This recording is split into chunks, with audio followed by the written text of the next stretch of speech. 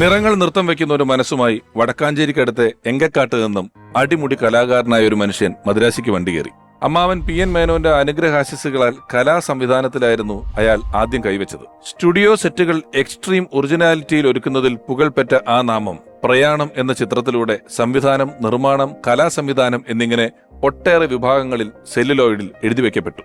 തുടർന്ന് സ്വന്തം സിനിമകളിലെ സമസ്ത മേഖലകളിലും ആ സവിശേഷ സ്പർശം പ്രശസ്തിയാർജിച്ചു. അതുല്യനായ ഒരു ചിത്രകാരന്റെ ക്യാൻവാസുകൾ പോലെയുള്ള ഫ്രെയിമുകൾ, താരാധിക്യമില്ലാത്ത ചിത്രങ്ങളിലും ദൃശ്യവ്യാകരണം കൊണ്ട് സൂപ്പർ ഹിറ്റുകൾ ഒരുക്കാനുള്ള സംവിധാന പാടവം, കലയും കച്ചവടവും കൃത്യമായി വിളക്കിച്ചേർക്കുന്നതിൽ അനിതര സാധാരണമായ മികവുള്ള ഡയറക്ടോറിയൽ ലെഗസി, കലാസംവിധാനം, ചിത്രസംയോജനം, സംഗീതം, ഗാനരചന തുടങ്ങിയ ഒട്ടേറെ മേഖലകളിൽ മുദ്ര ചാർത്താനും അതിൽ സംസ്ഥാന പുരസ്കാരങ്ങൾ ഒന്നിലേറെ തവണ നേടാനും കെൽപ്പുള്ള മാസ്റ്റർ ക്രാഫ്റ്റ്സ്മാൻ, മലയാള സിനിമയുടെ സംവിധായക കുലപതികളിൽ മുൻനിരക്കാരൻ, ഓർമ്മയിലെന്നും ഭരതൻ.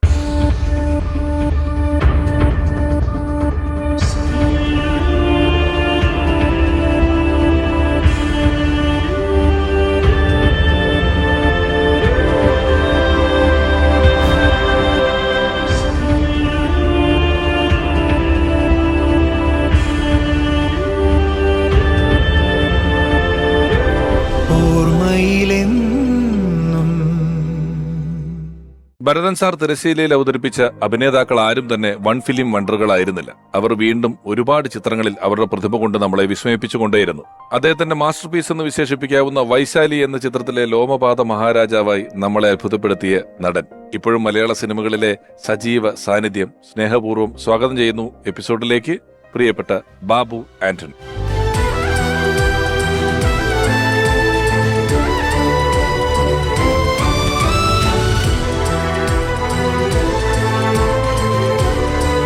ഞാന് ആമുഖത്തിൽ പറഞ്ഞു, ഭരതൻ സാർ സിനിമയിലേക്ക് കൊണ്ടുവന്ന പല കലാകാരന്മാരും പല അഭിനേതാക്കളും ഒന്നും ഒരു വൺ ഫിലിം വണ്ടറുകളായിരുന്നില്ല.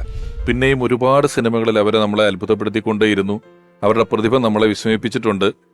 അങ്ങനെ ഒരാളാണ് ബാബുചേട്ടൻ. ഭരതൻ സാറിന്റെ കണ്ടെത്തലാണ്. ഇപ്പൊ ഇത്രയും വർഷങ്ങൾക്ക് ശേഷം പൊന്നിയിൻ സെൽവൻ പോലൊരു പടം വരുമ്പോഴും കൊച്ചുണ്ണി പോലൊരു പടം വരുമ്പോഴും എല്ലാം നല്ലൊരു ഹിസ്റ്റോറിക്കൽ മൂവി എടുത്താൽ, സമകാലീന ചിത്രം എടുക്കുമ്പോഴെല്ലാം ബാബുചേട്ടന്റെ സാന്നിധ്യം അതിനകത്തുണ്ട്. അപ്പം ആദ്യത്തെ പടത്തിൽ ശരിക്കും നമുക്ക് മാർഷൽ ആർട്സ് അറിയാവുന്നതുകൊണ്ട് വന്നാന്നൊക്കെ അന്ന് കാലത്ത് വേണമെങ്കിൽ പലരും ആരോപിച്ചു കാണും. പക്ഷെ ഇപ്പോഴും ബാബുചേട്ടൻ വളരെ സജീവമായിട്ട് നിൽക്കുന്നുണ്ട്. ഈ ചിലമ്പ് എന്ന് പറയുന്ന ചിത്രത്തിലേക്കുള്ള ബാബുചേട്ടനും ഭരതേട്ടനുമായിട്ടുള്ളൊരു കണ്ടെത്തലിന്റെ കഥ എന്താണ്? അത് ഒരു ഭയങ്കര ലോങ് സ്റ്റോറിയാണ്. നമുക്കത് ഷോർട്ടായിട്ട് പറയാം.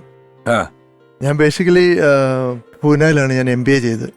അപ്പോൾ എൻ്റെ അടുത്തായിട്ടായിരുന്നു, പൂന ഫിലിം ഇൻസ്റ്റിറ്റ്യൂട്ട് തൊട്ടടുത്തായിരുന്നു. അപ്പോൾ അവിടെ പോയി ഇടയ്ക്കിടയ്ക്ക് പോവുകയും, അപ്പോൾ നമ്മൾ അവിടെ കേൾക്കുന്ന പേരുകൾ ഭരതേട്ടൻ, അരവിന്ദൻ, പത്മരാജൻ, IV ശശി, ജോഷിയേട്ടൻ, ഹരിഹരൻ, അങ്ങനെയുള്ള ചില പേരുകളെ കേൾക്കാറുള്ളൂ. അന്നത്തെ കാലത്ത് താടിയൊക്കെ വളർത്തി ഒരു ബുദ്ധിജീവി ലൈനിൽ നടക്കുന്ന കൊമേഴ്ഷ്യൽ സിനിമകളോടൊക്കെ ഒരു ചെറിയ വിമുഖത. ഏതൊക്കെയാലും അവിടുന്ന് ഞാൻ സിനിമ ഒരു മോഹമായിട്ട്, സിനിമാറ്റോഗ്രാഫി ആയിരുന്നു ആദ്യത്തെ എൻ്റെ ഒരു ഉദ്ദേശം. പക്ഷെ അതിനെനിക്ക് ജോയിൻ ചെയ്യാൻ പറ്റിയില്ല. എൻ്റെ ബേസിക് ക്വാളിഫിക്കേഷൻ അത് മാറ്റിയായിരുന്നു FTIയിൽ. നമ്മുടെ ഫ്രണ്ട്സ് പറഞ്ഞു, പ്രത്യേകിച്ചൊരു പൊക്കമൊക്കെ ഉണ്ടല്ലോ. പക്ഷെ നമ്മൾ അന്നത്തെ ഒരു രൂപം എന്ന് പറഞ്ഞാൽ അന്നത്തെ മലയാള സിനിമയ്ക്ക് പറ്റിയൊരു രൂപമായിരുന്നില്ല. പൊക്കമുള്ള നീണ്ട മുടിയും താടിയും കമ്മലും ഒക്കെ ഇട്ടുള്ളൊരു കീറിയ ജീൻസും കീറിയ പാൻറ്റും അന്ന്. അതെ, മലയാള സിനിമയിൽ ഒരു ഭരതേട്ടനല്ലാതെ വേറൊരാളും നമ്മളെക്കുറിച്ച് ചിന്തിക്കുന്ന ഒരു അവസ്ഥ ആയിരുന്നില്ല. അപ്പം ഞാനിങ്ങനെ ചെന്നൈയിലെത്തുന്നു. ഭരതേട്ടൻ്റെ വീട്ടിൽ പോയി പലതവണ ഭരതേട്ടൻ്റെ വീടിൻ്റെ ഫ്രണ്ടിൽ കൂടെ നടന്നു. അപ്പം ആരും പുറത്തൊന്നും കണ്ടില്ല. പിന്നെ കയറാനും ഒരു ധൈര്യക്കുറവുണ്ട്. അപ്പോൾ ഒരു ദിവസം ഞാൻ ഭരതേട്ടൻ ഇങ്ങനെ പുറത്ത് നിൽപ്പുണ്ട്. സിദ്ധാർത്ഥൻ കുഞ്ഞ, പുള്ളിയും ലളിത ചേച്ചിയൊക്കെ അവിടെ നിൽപ്പുണ്ട്. പുള്ളി ഇങ്ങനെ വയറിലൊക്കെ തടയി ഇങ്ങനെ നിൽപ്പുണ്ട്. അപ്പോൾ ഞാൻ അകത്തേക്ക് കയറി. എന്നെ കണ്ട പുള്ളി ഇങ്ങനെ നോക്കി, വളരെ കാര്യമായിട്ട് നോക്കി. അപ്പം ഞാൻ വിചാരിച്ചു എൻ്റെ ഒരു രൂപമൊക്കെ കണ്ടപ്പോൾ ലളിത ചേച്ചിയോട് പറയും, ഇവന് വല്ലതും കൊടുത്ത് പറഞ്ഞു വിടും. അവനോട് നീ എവിടെ നിന്നാന്ന് ചോദിച്ചു. ഞാൻ പറഞ്ഞു ഞാനിങ്ങനെ പൂനെയിൽ നിന്ന് വരികയാണ്, മലയാളിയാണ്. അപ്പം ഞാൻ പിന്നെ എൻ്റെ ഒരു ആൽബം ഉണ്ടായിരുന്നു. അന്നപ്പോഴത്തെ KU മോഹനും മുരളീധരനും ഒക്കെ എടുത്ത ഒരു കുറെ ചെറിയൊരു ആൽബം അത് ഞാൻ ഭരതേട്ടനെ കാണിച്ചു. അന്നേരം ഭരതേട്ടൻ പറഞ്ഞു, നിന്നെ ഉപയോഗിക്കാം, ഒരു 10 ദിവസം കഴിഞ്ഞ് വരാൻ പറഞ്ഞു. അപ്പൊ തന്നെ ഒരു 10 ദിവസത്തെ ഗ്യാപ്പിലൊരു ഇത് കിട്ടിയ 10 ദിവസം കഴിഞ്ഞ് വരാൻ പറഞ്ഞു. അപ്പൊ ഞാനിങ്ങനെ 10 ദിവസം പിന്നെ ഒരു വലിയ സംഭവമാണല്ലോ, 10 വർഷത്തെ. അപ്പോൾ ഇങ്ങനെ 10 ദിവസം കഴിഞ്ഞ് ചെല്ലുന്നു. അപ്പോൾ ഇങ്ങനെ ഭരതേട്ടൻ പറഞ്ഞു, നിന്നെ ചിലമ്പ് എന്ന് പറഞ്ഞൊരു സിനിമയാണ് ഞാനിപ്പോൾ ചെയ്യാൻ പോകുന്നത്. റഹ്മാനാണ് ഹീറോ. അപ്പോൾ നിന്നെ അതിനകത്ത് വില്ലനായിട്ട് കാസ്റ്റ് ചെയ്യാൻ പോകാം. അപ്പോൾ കരാട്ടയും കളരിയും തമ്മിലുള്ളൊരു മത്സരമാണത്. അപ്പോൾ നീ അന്ന് കരാട്ടെ പഠിച്ചിട്ടുണ്ടെന്നൊക്കെ പറഞ്ഞല്ലോ എന്നൊക്കെ പറഞ്ഞ് അങ്ങനെ കാസ്റ്റ് ചെയ്ത് അന്നൊരു 2500 രൂപ എടുത്ത് എൻ്റെ കൈ തന്നു. അന്ന് 2500 രൂപ എന്നൊക്കെ പറഞ്ഞു കഴിഞ്ഞാൽ ഭയങ്കര സംഭവമാണ്. അതായത് നമ്മൾ ശരിക്കും പൈസ കിട്ടില്ലല്ലോ അഭിനയിക്കാൻ തയ്യാറാണ്. പൈസ കിട്ടിയാൽ നമ്മൾ വേണം എന്ത് വേണേൽ ചെയ്യാൻ തയ്യാറാണ്. അപ്പോൾ അങ്ങനെയാണ് എൻ്റെ ഒരു തുടക്കം. നോക്കൂ, 86-87 കാലഘട്ടങ്ങളിൽ നമ്മൾ ഗേറ്റിന് മുന്നിലൂടെ നടന്ന് ഒരു സംവിധായകനെ കണ്ട് ഒരു ആൽബം കാണിക്കുന്നു, 10 ദിവസത്തിനകം വേഷം വരുന്നു. അപ്പോൾ ഒറ്റ കാഴ്ചയിൽ ഒരു ആൽബം കാണുന്നിടത്ത് നിന്ന് ഒരു കലാകാരന്റെ പൊട്ടൻഷ്യൽ എന്താണ് എന്ന് മനസ്സിലാക്കാനുള്ള അസാമാന്യ ശേഷിയാണ് ബാബു ആന്റണി എന്ന അഭിനേതാവ് ഇപ്പോഴും ഇവിടെ നമ്മളോടൊപ്പം ഇന്ന് ഈ പരിപാടി വരെയും എത്തി നിൽക്കുന്ന അവസ്ഥകളിൽ തുടരുന്നു അഭിനേതാവായി. ചേട്ടാ, താങ്ക് യു. ഇരിക്കും. ഈ ചിലമ്പ് ചെയ്യുന്ന സമയത്ത് ബാബുച്ചേട്ടനെ സംബന്ധിച്ച് ഇതിനകത്ത് എന്നെ കിട്ടിയത് നീ കരാട്ടയൊക്കെ പഠിച്ചിട്ടുണ്ട് എന്നുള്ള പറഞ്ഞതിന്റെ കാരണം കൊണ്ടാണല്ലോ എന്ന് തോന്നാം. ഞാൻ ആദ്യം പറഞ്ഞതുപോലെ ഒരു ഫൈറ്ററാണ്, അയാളൊരു ഫൈറ്റ് ചെയ്യും എന്ന ബോധ്യത്തിലാണ് അതിലെ വില്ലനായിട്ട് വരുന്നത്. അപ്പം ബാബുച്ചേട്ടൻ ഈ ബലൻ സാറിനോട് അന്ന് സംസാരിച്ച് ചോദിച്ചിട്ടുണ്ടോ എന്റെ ഒരു അടുത്ത പടങ്ങൾ എന്തായിരിക്കും, എങ്ങനെയായിരിക്കും എന്നൊക്കെ ഉള്ള ഒരു ഡയറക്ടർ എന്നുള്ള നില ചോദിച്ചിട്ടുണ്ടോ ആ സമയത്ത്? അപ്പൊ ഈ കാസ്റ്റിംഗ് കോളിൽ തന്നെ കാര്യം ഞാൻ പറയാം. ഇപ്പൊ ഒരു യഥാർത്ഥ കലാകാരനാണെങ്കിൽ അവൻ ഒരാളെ കാണുമ്പോൾ മനസ്സിലാവും, അവന്റെ പൊട്ടൻഷ്യൽ മനസ്സിലാവും. അത് വലിയ പ്രതിഭകൾക്ക് സാധിക്കുള്ളൂ. ഇപ്പൊ ഈ പറഞ്ഞ ഒരുപാട് ഓഡീഷൻസ് എന്നും കണ്ടിട്ടും അവർക്ക് മനസ്സിലാകാത്ത അവസ്ഥയിലേക്ക് പോയിരിക്കുകയാണ് ഇപ്പോൾ. അതൊരു പക്ഷേ ഈ ചെയ്യാൻ പോകുന്ന ക്യാരക്ടറെ നമുക്ക് ഷൂട്ട് ചെയ്ത് എടുക്കേണ്ട ഒരു ക്യാരക്ടറെ കുറിച്ചുള്ള ഇവരുടെ ഒരു വലിയ ബോധ്യമാണ്. പ്രതിഭകൾക്ക് അത് മനസ്സിലാവും പെട്ടെന്ന്, അത് ചെയ്യാൻ പറ്റുമെന്നുള്ള ഒരു എന്റെ ഒരു കാൽക്കുലേഷൻ. അതെ, അത് ഞാനെന്ന് ഇവിടെ ഒരു തവണ പറഞ്ഞിട്ടുണ്ട്. അതിലൊക്കെ ഇപ്പൊ നമ്മൾ വേണമെങ്കിൽ ഒരു ഡയറക്ടർ വേണ്ടെന്ന് വെക്കുന്ന കാര്യം, നമ്മുടെ താരും തളരും എന്നുള്ള പാട്ടെടുക്കുമ്പോൾ അപ്പം ഞാനൊരിക്കൽ രവീന്ദ്രമാഷ് എപ്പിസോഡിൽ പറഞ്ഞിട്ടുണ്ട്, ഹരിമുരളീരവം എന്ന് പറയുന്ന പാട്ടിന്റെ വിഷ്വലിൽ 2 കൊലപാതകമുണ്ട്. ഹീറോ 2 പേരെ കുത്തിക്കൊല്ലുന്നുണ്ട് ആ പാട്ടിൽ. നമ്മൾ ആ പാട്ടിന്റെ ഒരു സ്വഭാവവും കൾച്ചറും ഒക്കെ വെച്ചിട്ട് നമ്മൾ ഒരിക്കലും വിചാരിക്കില്ല ഇതുണ്ടെന്ന്. എന്ന് പറയുന്ന പോലെയാണ് താരും തളരും എന്ന് പറയുന്ന പാട്ടില് കരാട്ടയുണ്ട് കുറെ നേരം. അതിന്റെ ബീജത്തിൽ ബാബുചേട്ടൻ നഞ്ചുക്ക് ഇറക്കുന്നു, പിടിക്കുന്നു, വലിക്കുന്നു എന്നൊക്കെ ഉണ്ട്. അത് ഷൂട്ട് ചെയ്യുമ്പോൾ ഇത് പാട്ടിലേക്കുള്ളതാന്ന് അറിയാമായിരുന്നു, പറഞ്ഞിരുന്നു. BGM ഒക്കെ ഇട്ടിട്ടാണ് അവർ ചെയ്തത്. BGM ഇട്ട് ചെയ്തത് അല്ലേ, അല്ലാതെ ഒരു മൊണ്ടാജ് എടുത്ത് ചേർത്തതല്ല. ആ സമയത്ത് അത് പുള്ളി എന്നോട് പറഞ്ഞു. പുള്ളി എല്ലാം വളരെ വ്യക്തമായിട്ട് പറഞ്ഞു തരും. അതുപോലെ തന്നെ ഭയങ്കര ഒരു ഫ്രണ്ട്ലി ആയിട്ടുള്ള ഒരു ഡയറക്ടറാണ്. ഞാനൊരു ഡയറക്ടറാണെന്നുള്ളൊരു സംഭവം ഒരിക്കലും പുള്ളി കാണിക്കാറില്ല. പുള്ളി വളരെ രാവിലെ വന്നിട്ട് ഒരു സ്റ്റൂളിലോട്ട് കയറി ചമ്മരം പറഞ്ഞിരുന്നിട്ട് അങ്ങനെ ചെയ്യടാ, അങ്ങനെ ചെയ്യ്, ഇങ്ങനെ ചെയ്യ്, അത് മതി. അപ്പോൾ നമ്മളെന്തെങ്കിലും സജഷൻ പറയുകയാണെങ്കിൽ പറയാം, അത് നോക്കട്ടെ, കൊള്ളാമല്ലോ, എന്നാ അത് നീ അത് ചെയ്യും, അങ്ങനെയൊക്കെയുള്ള ഒരു സംഭവമാണ്. അല്ലാതെ എനിക്ക് ആ സമയത്ത് നല്ല പ്രോട്ടോകോൾ ഉണ്ടായിരുന്നില്ല. ഡയറക്ടർ, നടൻ എന്നൊക്കെ പറയുന്നത് ഭയങ്കര പ്രോട്ടോകോൾ ഉള്ള സമയമാണ്. വലിയ അന്തരമുള്ള സമയത്താണ് ഈ പുള്ളി എനിക്ക് തോന്നുന്ന ഒരു 10-100 വർഷം നേരത്തെയുള്ള ചിന്താഗതിയായിരുന്നു, മുന്നിലോട്ടുള്ള ചിന്താഗതിയായിരുന്നു. അപ്പോൾ പുള്ളി അന്ന് പറയായിരുന്നു, എടാ നീ ഇപ്പോൾ ഒരു ഫ്രെയിം ചെയ്യുമ്പം 30 വർഷം കഴിഞ്ഞാലും ആ ഫ്രെയിം പുതുതായിട്ട് തോന്നണം, അങ്ങനെ നീ പെർഫോം ചെയ്യാവുള്ളൂ. അപ്പോൾ അങ്ങനെ മുൻവിധി ഒരുപാടുള്ള ഒരു 10-100 വർഷം മുന്നിൽ ചിന്തിക്കുന്ന ഒരു മനുഷ്യനായിരുന്നു.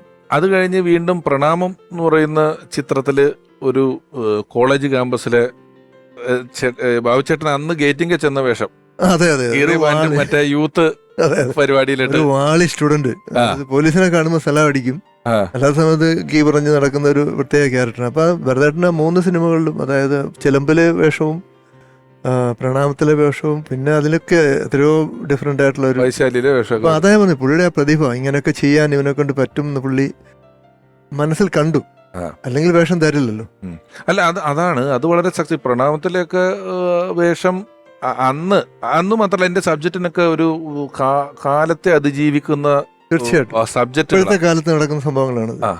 ഇപ്പൊ കണ്ടാലും ആ സബ്ജക്റ്റിന് റെലവൻസ് ഉണ്ട്. ഡ്രഗ് അബ്യൂസും കാര്യങ്ങളൊക്കെ ഇപ്പം നമ്മുടെ സൊസൈറ്റി നടക്കുന്ന കാര്യങ്ങളാണ്. ഇങ്ങനെ 30 വർഷം മുമ്പ് അതുപോലെ പിന്നെ ചാമരം, അന്നതൊരു ടീച്ചറുമായിട്ടുള്ള പ്രണയമൊക്കെ അന്ന് ഭയങ്കര സംഭവമാണ്.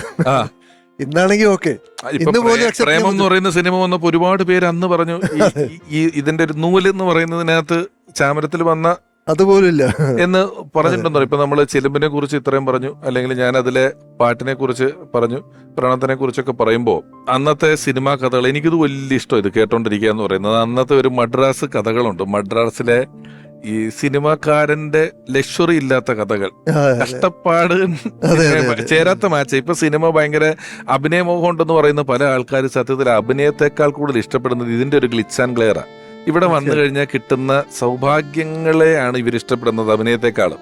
ഈ ബാച്ച് മുഴുവൻ വലിയ മദ്രാസ് കഥകളുണ്ട്. ആ കഥകൾ തൊട്ടെടുത്താൽ ഒരുപാട് നമ്മളോട് പറഞ്ഞു തരാൻ പറ്റുന്ന, ഇപ്പോഴും ഏറ്റവും പുതിയ സംഗീതം കൃത്യമായി നമുക്ക് തന്നുകൊണ്ടിരിക്കുന്ന പശ്ചാത്തല സംഗീതമാണെങ്കിലും സിനിമയ്ക്ക് വേണ്ട പാട്ടുകളാണെങ്കിലും എല്ലാം ഏറ്റവും ഗംഭീരമായി ഒരുക്കുന്ന ഭരതൻ സാറിനോടൊപ്പം ഒരുപാട് ചിത്രങ്ങൾ ചെയ്തിട്ടുള്ള, അദ്ദേഹവുമായി വലിയ സൗഹൃദമുള്ള സംഗീത സംവിധായകൻ, ഓർമ്മയിൽ നിന്നും ഭരതൻ എന്ന ഈ ലക്കത്തിലേക്ക് ഏറെ ബഹുമാനപൂർവ്വം സ്നേഹപൂർവ്വം സ്വാഗതം ചെയ്യുന്നു മ്യൂസിക് ഡയറക്ടർ ഔസേപ്പച്ചൻ സാർ.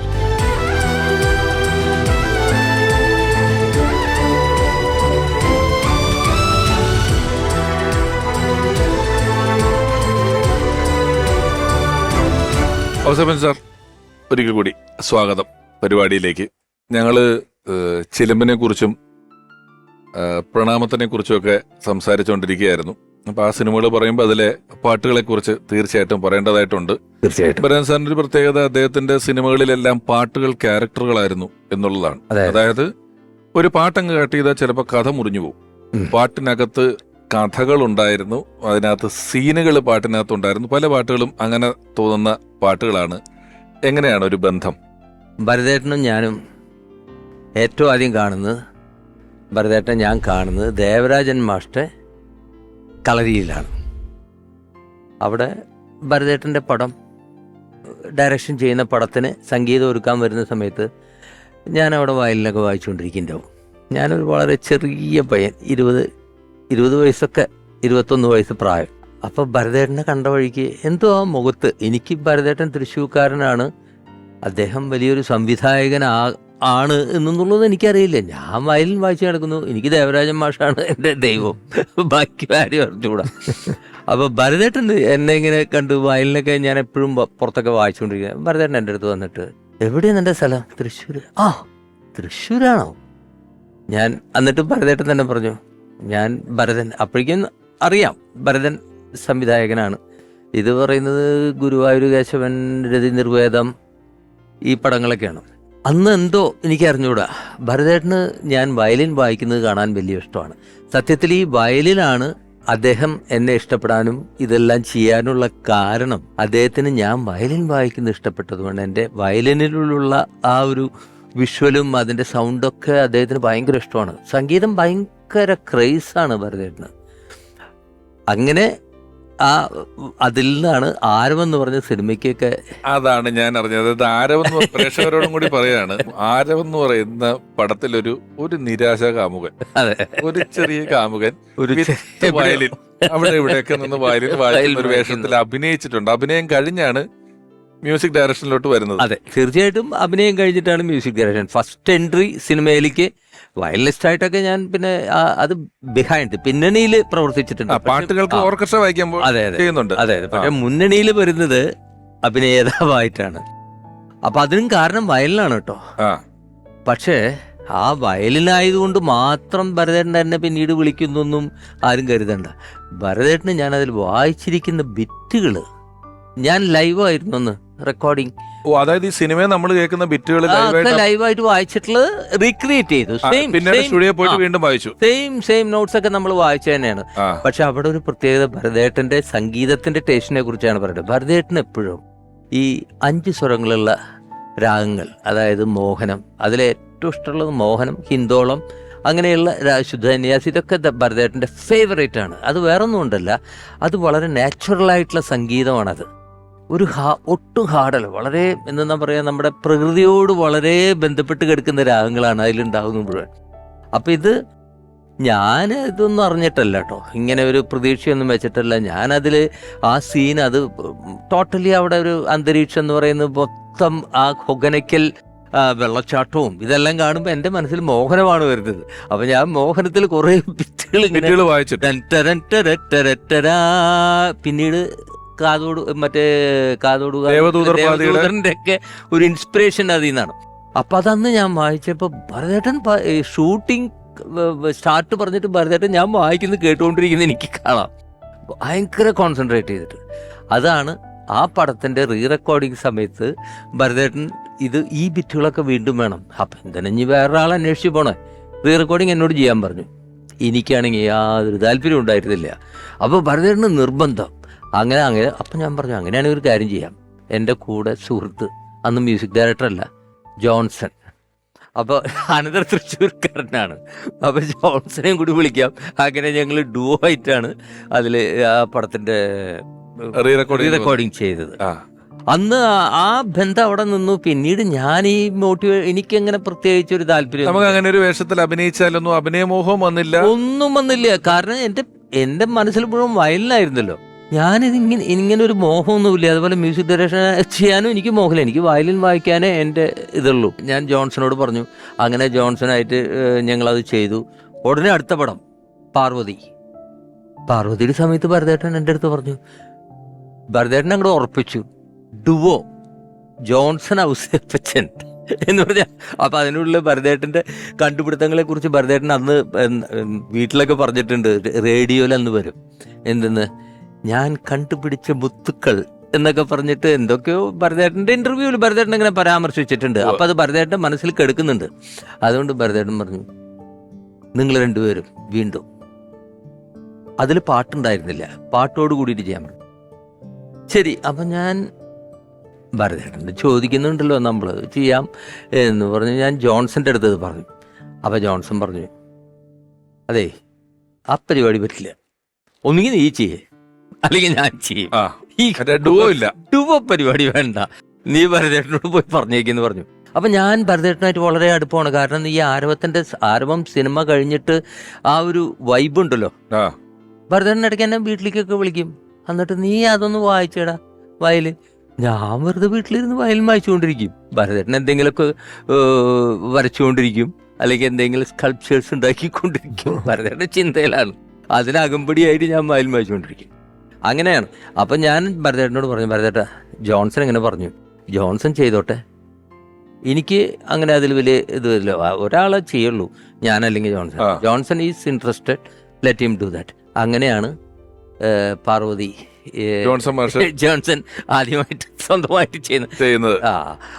അപ്പൊ ഭരതേട്ടൻ, ഇതൊക്കെ നമ്മുടെ പ്രേക്ഷകരോട് ഞാൻ എന്നോട് പറയണത്, ഇതൊക്കെ ഈ പറയുന്നതെല്ലാം ഒരു വലിയ തുടക്കങ്ങളാണ്. നമ്മളൊരു കഥ കേൾക്കുന്ന പോലെ കേട്ട് വിടാൻ പാടില്ലാത്ത പ്രസക്തിയുള്ള കാര്യങ്ങളാണ്. അല്ലെ ചേട്ടാ പറഞ്ഞു, ജോൺസൺ മാഷ് വരുന്നു, ചരിത്രങ്ങളാണ്. ഇപ്പൊ ഔസേപ്പച്ചൻ സാർ വന്നപ്പോ ഇത്രയും പറഞ്ഞതിനകത്ത് അന്ന് ഒരു നിരാശയുള്ള കാമുകൻ, അതിന് ഡയലോഗ് ഒന്നുമില്ല, വയലിംബാനയാണ് പുള്ളിക്ക്. ആ പാട്ടിലെ സിനിമയിൽ ഇങ്ങനെ റീ റെക്കോർഡിംഗ് പോലെ ഈ കാമുകം നിൽക്കുകയാണ്. അവിടെ ഇവിടെയൊക്കെ ഇയാളെ നിൽക്കുന്നുണ്ട്. വേണിച്ചേട്ടനാണെങ്കിൽ മരുതെന്നും പറഞ്ഞ് അഴിഞ്ഞാടുന്നതിന്റെ നേരെ ഓപ്പോസിറ്റ് ആണ് ഔസേപ്പച്ചൻ സാറിന്റെ ക്യാരക്ടർ. അപ്പൊ നോക്കൂ, അതിന്റെ ഒരു ബിറ്റ് വയലിനിൽ ഔസേപ്പച്ചൻ സാറ് വായിച്ച് കേട്ടിട്ട് ഇനി മുന്നോട്ട് പോയില്ലെങ്കിൽ അതിനൊരു പ്രസക്തി നഷ്ടപ്പെടും. അപ്പോ ഔസേപ്പച്ചൻ സാർ ഇപ്പൊ പറയാൻ പോകുന്നത് വയലിൻ പ്രാക്ടീസ് ഇല്ല, എടുത്തിട്ടല്ലേ? ഞാൻ അതെ വയലിൻ എടുപ്പിച്ചിട്ടുണ്ട്. ഈ പ്രാക്ടീസ് അത് നിങ്ങൾക്ക് അറിയാവുന്ന ആളുകൾക്ക് ഈ പെർഫെക്ഷൻ പ്രശ്നമുണ്ട്. ഈ ഔസേപ്പച്ചൻ സാർ ഇവിടെ ഈ ഒരു പരിപാടിയിലിരുന്ന് അന്ന് ഭരതൻ സാറ് ഇഷ്ടപ്പെട്ട ഒരു വയലിൻ ബിറ്റ് വായിക്കുമ്പോ എനിക്കറിയാം ഇങ്ങനെ എന്തെങ്കിലും ഒരു കുസൃതി അതിന്റെ ഒരു പ്രഷർ അല്ലെങ്കിൽ അതിന്റെ ഒരു പെർഫെക്ഷൻ എന്ന് പറയുന്നതിനെ കുറിച്ച് വേവലാതിപ്പെടണ്ട. ഈ പരിപാടി അത്രയും ഇതായിട്ട് പോകുന്ന ഒരു പരിപാടിയാണ്. അത് ഇപ്പൊ തരും. ഇതൊക്കെ പറയുമ്പോ എനിക്ക് ഓർമ്മ വരും ഫിഡിലർ ഓൺ ദ റൂഫ്. ഭരതേട്ടന് ഭയങ്കര ഫേവറേറ്റ് ആയിട്ടുള്ള ഒരു പടം. അല്ല, അതാണ് ആരവത്തിന്റെ ഇൻസ്പിറേഷൻ, അതാണ് എന്റെ കഥാപാത്രം. ഞാൻ വയലിൻ എടുത്തു തരാന്നില്ല, എനിക്ക് തോന്നി അത് പറഞ്ഞപ്പോ അതാണെന്ന്. അപ്പൊ ഔസേപ്പച്ചൻ സാറ് വയലിൻ എടുത്തിരിക്കുകയാണ്. Bharathan sir, Ouseppachan sir, Johnson മാഷ് എന്നൊക്കെ പറയുന്ന ആൾക്കാരുടെ ഒരു സിനിമയുടെ തുടക്കം, വരവ്, അതിനൊക്കെ കാര്യകാരണങ്ങളായ ഒരു വയലിന്റെ ബിറ്റാണ് നമ്മൾ കേൾക്കാൻ പോകുന്നത്. ചരിത്രം പുനർനിർമ്മിക്കുകയാണ് ഇവിടെ. Thank you. ഏതാണ്ട് 21 വയസ്സുള്ളപ്പോ വായിച്ചതാണ്. റെഡി?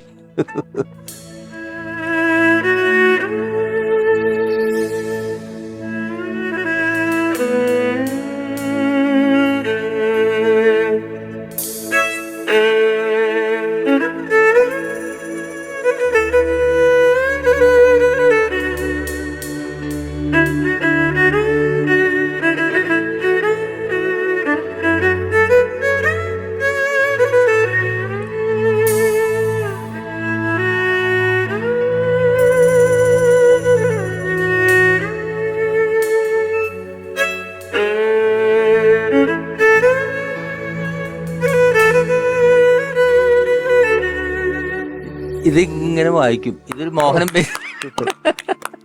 അടിപൊളി. Thank you. ഒരാളെ കൂടെ ഈ അവസരത്തിൽ നമ്മൾ വിളിക്കാനുണ്ട്. ബാബുച്ചേട്ടനുണ്ട്, ഔസേപ്പച്ചൻ സാറുണ്ട്, ഭരതൻ സാറിന്റെ ഒരു സന്തത സഹചാരിയും. സഹചാരി എന്ന് മാത്രമല്ല, അദ്ദേഹത്തോടൊപ്പമുള്ള ഓരോ നിമിഷങ്ങളും വ്യക്തമായി ഓർക്കുകയും കൃത്യമായി അവതരിപ്പിക്കുകയും ഒക്കെ ചെയ്യുന്ന ഒരാൾ, വേദികളിൽ ഒരുപാട് കൈയടികൾ വാങ്ങിച്ചു കൂട്ടിയ ഒരാൾ, സിനിമകളിലെ ഇപ്പോഴത്തെ നിറ സാന്നിധ്യമായ ഒരാൾ, ഏറെ സ്നേഹപൂർവ്വം ഓർമ്മയിലെന്നും ഭരതൻ എന്ന ഈ ലക്കത്തിലേക്ക് സ്വാഗതം ചെയ്യുന്നു പ്രിയപ്പെട്ട ജയരാജ് വാര്യർ.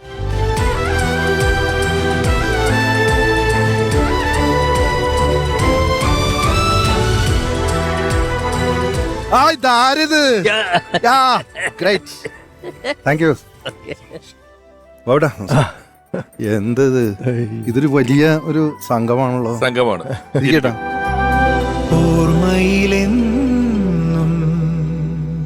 ജയരേട്ടൻ, ഞങ്ങള് ജോൺസൺ മാഷ്, ഔസേപ്പച്ചൻ സാറൊക്കെ ഇങ്ങനെ വന്ന ആ കാലഘട്ടത്തിലെ ഭരതൻ സാറിന്റെ കഥകളിലൂടെ ഇങ്ങനെ പോയിക്കൊണ്ടിരിക്കുകയായിരുന്നു.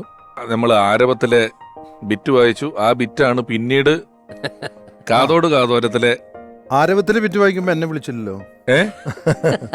അല്ലെ, ഇനിയും നമ്മൾ വായിക്കല്ലേ, നമ്മൾ ഘട്ടഘട്ടായിട്ട് കിടക്കുകയല്ലേ ജയരേട്ടന്റെ. ഇനിയും നമ്മൾ ഒരുപാട് കഥകളും ഓർമ്മകളും നമുക്ക് പങ്കുവെക്കാനുണ്ടല്ലോ. തീർച്ചയായിട്ടും. കാരണം ഭരതേട്ടൻ എന്ന് പറഞ്ഞാൽ തന്നെ അതൊരു വലിയൊരു വികാരമാണ്. കാരണം ഒരേ സമയം സംവിധായകൻ എന്നതിലുപരിയായിട്ട് ഭരതേട്ടൻ ചിത്രകാരൻ, ശില്പി, സാഹിത്യം എല്ലാമുള്ള ഒരു മലയാളത്തിന്റെ അല്ല, സംഗീതം, അത് അതിലേക്ക് വരാൻ പോവാ. അതിലേക്ക് വരാനാണത്. ഇതിന്റെ എല്ലാത്തിന്റെയും ഒരു ടോട്ടൽ ക്രിയേറ്ററാണ് ഇന്ത്യൻ സിനിമയിലെ തന്നെ. അപ്പൊ ഒരു സമ്പൂർണനായ ഒരു കലാകാരൻ. ഇവിടെ ഭരതേട്ടന്റെ 2 ശിഷ്യന്മാരെ കൂടി കണ്ടപ്പോ ഇനി അങ്ങോട്ടും മേളം തുടങ്ങാണ് നമ്മള്. അതെ. നിങ്ങളുടെ ഒരു സൗഹൃദത്തിന്റെ തുടക്കമൊക്കെ എപ്പോഴായിരുന്നു ജയരാജ? തൃശ്ശൂരിലൊരു സുഹൃത്താണ് പറഞ്ഞത്, ഭരതേട്ടന്റെ ഒരു പുതിയ ഒരു സിനിമയുടെ ആലോചനയുണ്ട്, അത് കുഞ്ചൻ നമ്പ്യാരെ കുറിച്ചാണ്. അപ്പോൾ അതുമായി ബന്ധപ്പെട്ട് അതിൻ്റെ ഒരു റിസർച്ച്, അതുമായി ഒരു അന്വേഷണം ഒക്കെ നടത്തുന്ന സമയമായിരുന്നു. അപ്പോൾ എന്നോട് പറഞ്ഞു ഒന്ന് പോയിട്ട് ഭരതേട്ടനെ കാണാം. അപ്പോൾ ഞാൻ പറഞ്ഞു ഭരതേട്ടനൊന്നും കാണാൻ എനിക്ക് പറ്റില്ല, കാരണം സച്ച് എ ഗ്രേറ്റ് ഡയറക്ടർ, നമ്മളെന്ത് പറയാൻ, അല്ല നമുക്കൊന്ന് പോവാം. അങ്ങനെ വടക്കാഞ്ചേരിയിലെ എങ്കക്കാട്ടുള്ള വീടിൻ്റെ ഒരു തിണ്ണയിൽ ഇങ്ങനെ കാലിങ്ങനെ മടക്കി ഇങ്ങനെ ഒരു ഇരിപ്പുണ്ട്, ഇങ്ങനെ മുടിയും ഇങ്ങനെ ആയിട്ട് ഇങ്ങനെ. അപ്പോൾ ഞാനിങ്ങനെ ചെന്ന് എന്നെ പരിചയപ്പെടുത്തി. അപ്പോൾ എന്നോട് ചോദിച്ചു നീ എന്താണ് ചെയ്യുന്നതെന്ന് ചോദിച്ചു എന്നോട്. ഞാൻ പറഞ്ഞു ഞാനൊരു 1 man പെർഫോമറാണ്, സോളോ പെർഫോമൻസ് നടത്തുന്ന ആളാണ്. അത് പുള്ളിക്ക് വളരെ ഇഷ്ടപ്പെട്ടു. സോളോ പെർഫോമൻസ് അതൊക്കെ ഉണ്ടോ നമ്മുടെ നാട്ടിൽ? ഇത് 95-ലാണ് കേട്ടോ, 94. അപ്പോൾ പറഞ്ഞു അങ്ങനെ ഞാൻ അതിൻ്റെ ഒരു പെർഫോമൻസിൻ്റെ വഴിയിലുള്ള ആളാണ്. അപ്പോൾ പുള്ളി പറഞ്ഞു എനിക്കൊന്ന് കാണണം നീ എന്തൊക്കെയാണ് ചെയ്യുന്നത്. ഇത് ഭരതേട്ടൻ്റെ മുമ്പിൽ പെർഫോം ചെയ്യാണ്. പുള്ളി ചിരിയോട് ചിരി, അതായത് ആക്ടേഴ്സിനെയും MT സാറിനെയും ONV സാറിനെയും സുകുമാർ അഴീക്കോട് മാഷയും ഇതൊക്കെ അവതരിപ്പിക്കുന്ന കണ്ട് പുള്ളി ചിരിയോട് ചിരി. അതിനിടയ്ക്ക് ഞാൻ ഈ കുഞ്ചൻ നമ്പ്യാരുടെ കവിതകൾ അതും ഇതിനകത്ത് മിക്സ് ചെയ്യും. കാരണം ഒരു വിഷയം പറയാൻ വേണ്ടി ഏറ്റവും ഹ്യൂമറിൽ ഏറ്റവും സാധ്യതയുള്ളൊരു കവി കുഞ്ചൻ നമ്പ്യാരാണ്. അപ്പോൾ ഇതിങ്ങനെ പറഞ്ഞപ്പോൾ എന്നോട് ചോദിച്ചു ഒരു കാര്യം ചെയ്യണം, കുഞ്ചൻ നമ്പ്യാരെ കുറിച്ച് എനിക്ക് കുറച്ച് കാര്യങ്ങൾ അറിയണം. അനുഗ്രഹ സിനിയാർട്സ് VBK മേനോൻ ഇങ്ങനെ ഒരു പ്രോജക്റ്റ് പ്ലാൻ ചെയ്യുന്നുണ്ട്, അപ്പോൾ നിനക്കതിൽ എന്തെങ്കിലും ചെയ്യാൻ പറ്റുകയാണെങ്കിൽ നമുക്ക് ഒന്നിച്ചിരിക്കാം എന്ന് പറഞ്ഞ് അവിടെ വെച്ച് കുറേ തമാശയൊക്കെ പറഞ്ഞ് ഞങ്ങൾ പിരിഞ്ഞു. അപ്പോൾ ഞാൻ വേറൊരു കാര്യം കൂടെ അങ്ങോട്ട് എടുത്തിട്ടു അദ്ദേഹത്തിൻ്റെ മനസ്സിൽ കയറാൻ വേണ്ടി. ഞാൻ പവിത്രേട്ടൻ്റെ ഒരു അടുത്ത ആളാണെന്ന് പറഞ്ഞു. ഈ ഭരതേട്ടൻ്റെ ഏറ്റവും അടുത്ത സുഹൃത്താണ് പവിയേട്ടൻ. അപ്പോൾ ആ പവി നിന്റെ ഫ്രണ്ടാണോ? എന്നൊരു കാര്യം ചെയ്യും, നാളെ നീയും പവിയും കൂടെ ഞാനിവിടെ ഉണ്ടാവും, മറ്റന്നാളെ പോകുന്നുള്ളൂ. അനുഗ്രഹ മേനോൻ ചേട്ടൻ്റെ ആ സംഭവം മാറ്റി, നാളെ നീയും പവിയും കൂടെ വൈകുന്നേരം ഇങ്ങോട്ട് വാ. ആ ഇരിപ്പ് 3 ദിവസമായിരുന്നത് എന്ന് പറഞ്ഞാൽ അവിടെ സംഗീത സാന്ദ്രമായ വലിയൊരു അവിടെ ഒരു ഫാം ഹൗസ് ഉണ്ട്, അവിടെയൊക്കെ പശുക്കൾ മേഞ്ഞു നടക്കുന്നു. അവിടെ സംഗീതം, അവിടെ നർമ്മം, അവിടെ മഹാഭാരതം, അവിടെ കുഞ്ചൻ നമ്പ്യാര്. ഈ പറഞ്ഞ ഇല്ലത്തെ ഒരു വലിയൊരു കൗതുകമുള്ളത് ആർട്ട്, ഈ ഗന്ധർവ ക്ഷേത്രം എന്ന് പറയുന്ന ഒരു പടത്തിലോ മറ്റേ ആർട്ട് ചെയ്തിട്ടല്ലേ തുടക്കമൊക്കെ? അല്ല അതിന് മുമ്പേ ഉണ്ട്. അതായത് ഗന്ധർവ ക്ഷേത്രത്തില് ഡയറക്റ്റ് അങ്ങ് പുള്ളിയെ ആർട്ട് ഡയറക്ടറാക്കി. അതിനു മുമ്പേ വിൻസെന്റ് മാസ്റ്ററുടെ ഒരുപാട് പടങ്ങൾക്ക് ആർട്ട് അസിസ്റ്റന്റ് ആയിട്ടൊക്കെ വർക്ക് ചെയ്തിട്ടുണ്ട്. ഗന്ധർവ ക്ഷേത്രത്തിലാണ് ആർട്ട് ഡയറക്ടർ. അതിന്റെ പോസ്റ്റർ, ഗന്ധർവ ക്ഷേത്രത്തിന്റെ പോസ്റ്റർ കണ്ടിട്ടാണ് ഫാസിൽ സാറ് നെടുമുടി വേണുചേട്ടനോട് പറയുന്നത് നീ നോക്ക്, ആ പോസ്റ്റർ നോക്ക്, അതിൽ തന്നെ ഒരു വലിയൊരു പുതുമയുണ്ട്. അങ്ങനെയാണ് ഈ ആർട്ട് ഡയറക്ടർ. പിന്നെ അസോസിയേറ്റ് അസോസിയേറ്റ് ഡയറക്ടറാണ് ചെണ്ട എന്നൊരു സിനിമയിൽ. പിന്നെ പൊന്നാപുരം കോട്ട എന്ന് പറഞ്ഞ സിനിമയിൽ ആ കോട്ടയൊക്കെ ഭരതേട്ടൻ്റെ ആർട്ട് വർക്കാണ്.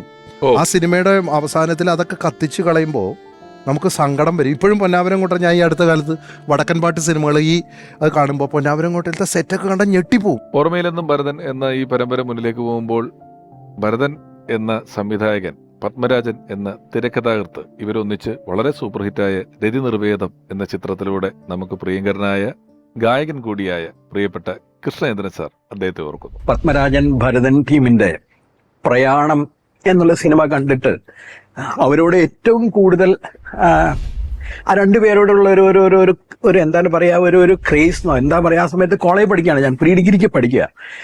അത് വെച്ച് പുലർത്തിയിരുന്നവർ എന്നെ പോലൊരു സാധാരണ ഒരാളെ പത്മരാജൻ ഭരതൻ ടീമിന്റെ അവരുടെ സിനിമയിലേക്ക് സെലക്ട് ചെയ്തു എന്നുള്ളതായിരുന്നു എന്റെ ഏറ്റവും വലിയ ജീവിതത്തിലെ എന്താ പറയാ ഏറ്റവും വലിയ ഭാഗ്യം അതായിരുന്നു.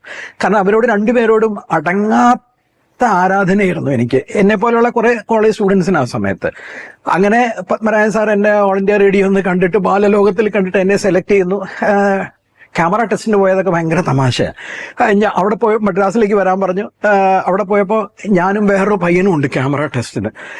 ആ പയ്യനുണ്ട്. ഞങ്ങളോട് ക്യാമറയുടെ മുമ്പിൽ ഓരോന്നൊക്കെ അഭിനയിക്കാൻ പറഞ്ഞു, ചിരിക്കാൻ പറഞ്ഞു. അതായത് ഇവിടെ ഇങ്ങനെ ക്ലോസപ്പിൽ റൈറ്റ് സൈഡിൽ ആരോ കളിക്കുന്നുണ്ട്. അപ്പോൾ ആ കളിക്കുന്ന പയ്യൻ എന്തോ ഒരു തമാശ കാണിച്ചപ്പോൾ നിനക്ക് ചിരി വന്നു, അങ്ങനത്തെ ചിരിക്കാൻ പറഞ്ഞു. നമുക്ക് വല്ല പിടിയുണ്ടോ അത് എന്താന്നുള്ളത് ജീവിതത്തിൽ ആദ്യമായിട്ട്. അപ്പൊ ഞാനൊരു ചിരിയൊക്കെ ചിരിച്ചു. എന്തായാലും എന്നെയാണ് സെലക്ട് ചെയ്തത്. അപ്പോ മറ്റേ പയ്യനെ സെലക്ട് ചെയ്തില്ല. പിന്നെ ഷൂട്ടിംഗ് നടന്നുകൊണ്ടിരിക്കുമ്പോൾ നെല്ലിയാമ്പതിയിൽ വെച്ചിട്ട് ഭരതേട്ടൻ ഒരു ദിവസം എൻ്റെ അടുത്ത് ചോദിച്ചു, നിന്നെ സെലക്ട് ചെയ്തത് നീ ഭയങ്കര കഴിവുള്ള ഒരാളാണെന്ന് വിചാരിച്ചിട്ടാണെന്ന് നിനക്കൊരു വിചാരം ഉണ്ടോ എന്ന് ചോദിച്ചു. ഞാൻ പറഞ്ഞു, അല്ല അങ്ങനെയൊന്നുമില്ല, മറ്റേ പയ്യൻ പരമ ബോറായിരുന്നു, അതുകൊണ്ടാണ് തന്നെ സെലക്ട് ചെയ്തത് എന്ന് പറഞ്ഞു ഭരതേട്ടൻ. അതായിരുന്നു ഭരതേട്ടനെ പറ്റി ഓർക്കുമ്പോൾ എനിക്ക് പെട്ടെന്ന് ഏറ്റവും ആദ്യം അതാണ് ഓർമ്മ വരിക എനിക്ക്. ഈ ആർട്ടും സെറ്റും പറയുമ്പോൾ നമ്മൾ നിർബന്ധമായും പറയേണ്ട ഒരു പടത്തിലേക്ക് എത്തുന്നത് വൈശാലി എന്ന് പറയുന്ന സിനിമയാണ്. വൈശാലിയുടെ തുടക്കത്തിൽ തന്നെ ടൈറ്റിൽ തന്നെ ഒരു ട്രോളിങ് ഇങ്ങനെ പോവുക. എത്ര നേരമാണ് അതിനകത്തൊരു തലയൊട്ടി കൂടെ ഒരു പാമ്പ് കയറി പോകുന്നു, ഒരു വൾച്ചർ, ഒരു കഴുകൻ അവിടെ നിൽക്കുന്നു. അവിടെ തൊട്ട് പോയിട്ട് ഈ മോണിറ്റർ ഇല്ലാത്ത കാലത്ത് ഇതിന്റെ ഒരു ജഡ്ജ്മെന്റ് ഉണ്ടല്ലോ, ഇത് മോണിറ്റർ ഇല്ല, ഗ്രാഫിക്സ് ഇല്ല, ഇതൊന്നും ഇല്ലാത്ത സമയത്താണ് വൈശാലി ചെയ്യുന്നത്. അപ്പൊ ആ സിനിമയില് ഞാൻ ബാബുച്ചനോട് ചോദിക്കട്ടെ, ആ സിനിമയില് ഈ ലോമപാത മഹാരാജാവ്, അംഗരാജ്യത്തെ രാജാവ് എന്ന് പറയുന്നത്, അതിനു മുമ്പ് ചിലമ്പില് കരാട്ടക്കാരനാണ്. അതിനു മുമ്പുള്ള പടത്തിനകത്ത് താനി മറ്റേ ഡ്രഗ് അഡിക്റ്റ് കോളേജ് കുമാരൻ, വിത്ത് കീറിയ ജീൻസും ബെൽറ്റും വിപ്ലവവും.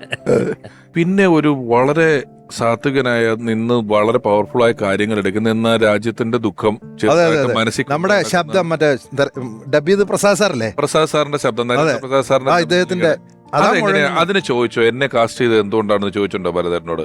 ഭരതേട്ടൻ എന്നോട് ചിലമ്പൊക്കെ കഴിഞ്ഞ സമയത്ത് ഭരതേട്ടന്റെ വലിയൊരു ഡ്രീമായിരുന്നു ഈ വൈശാലി എന്ന് പറയുന്നത്.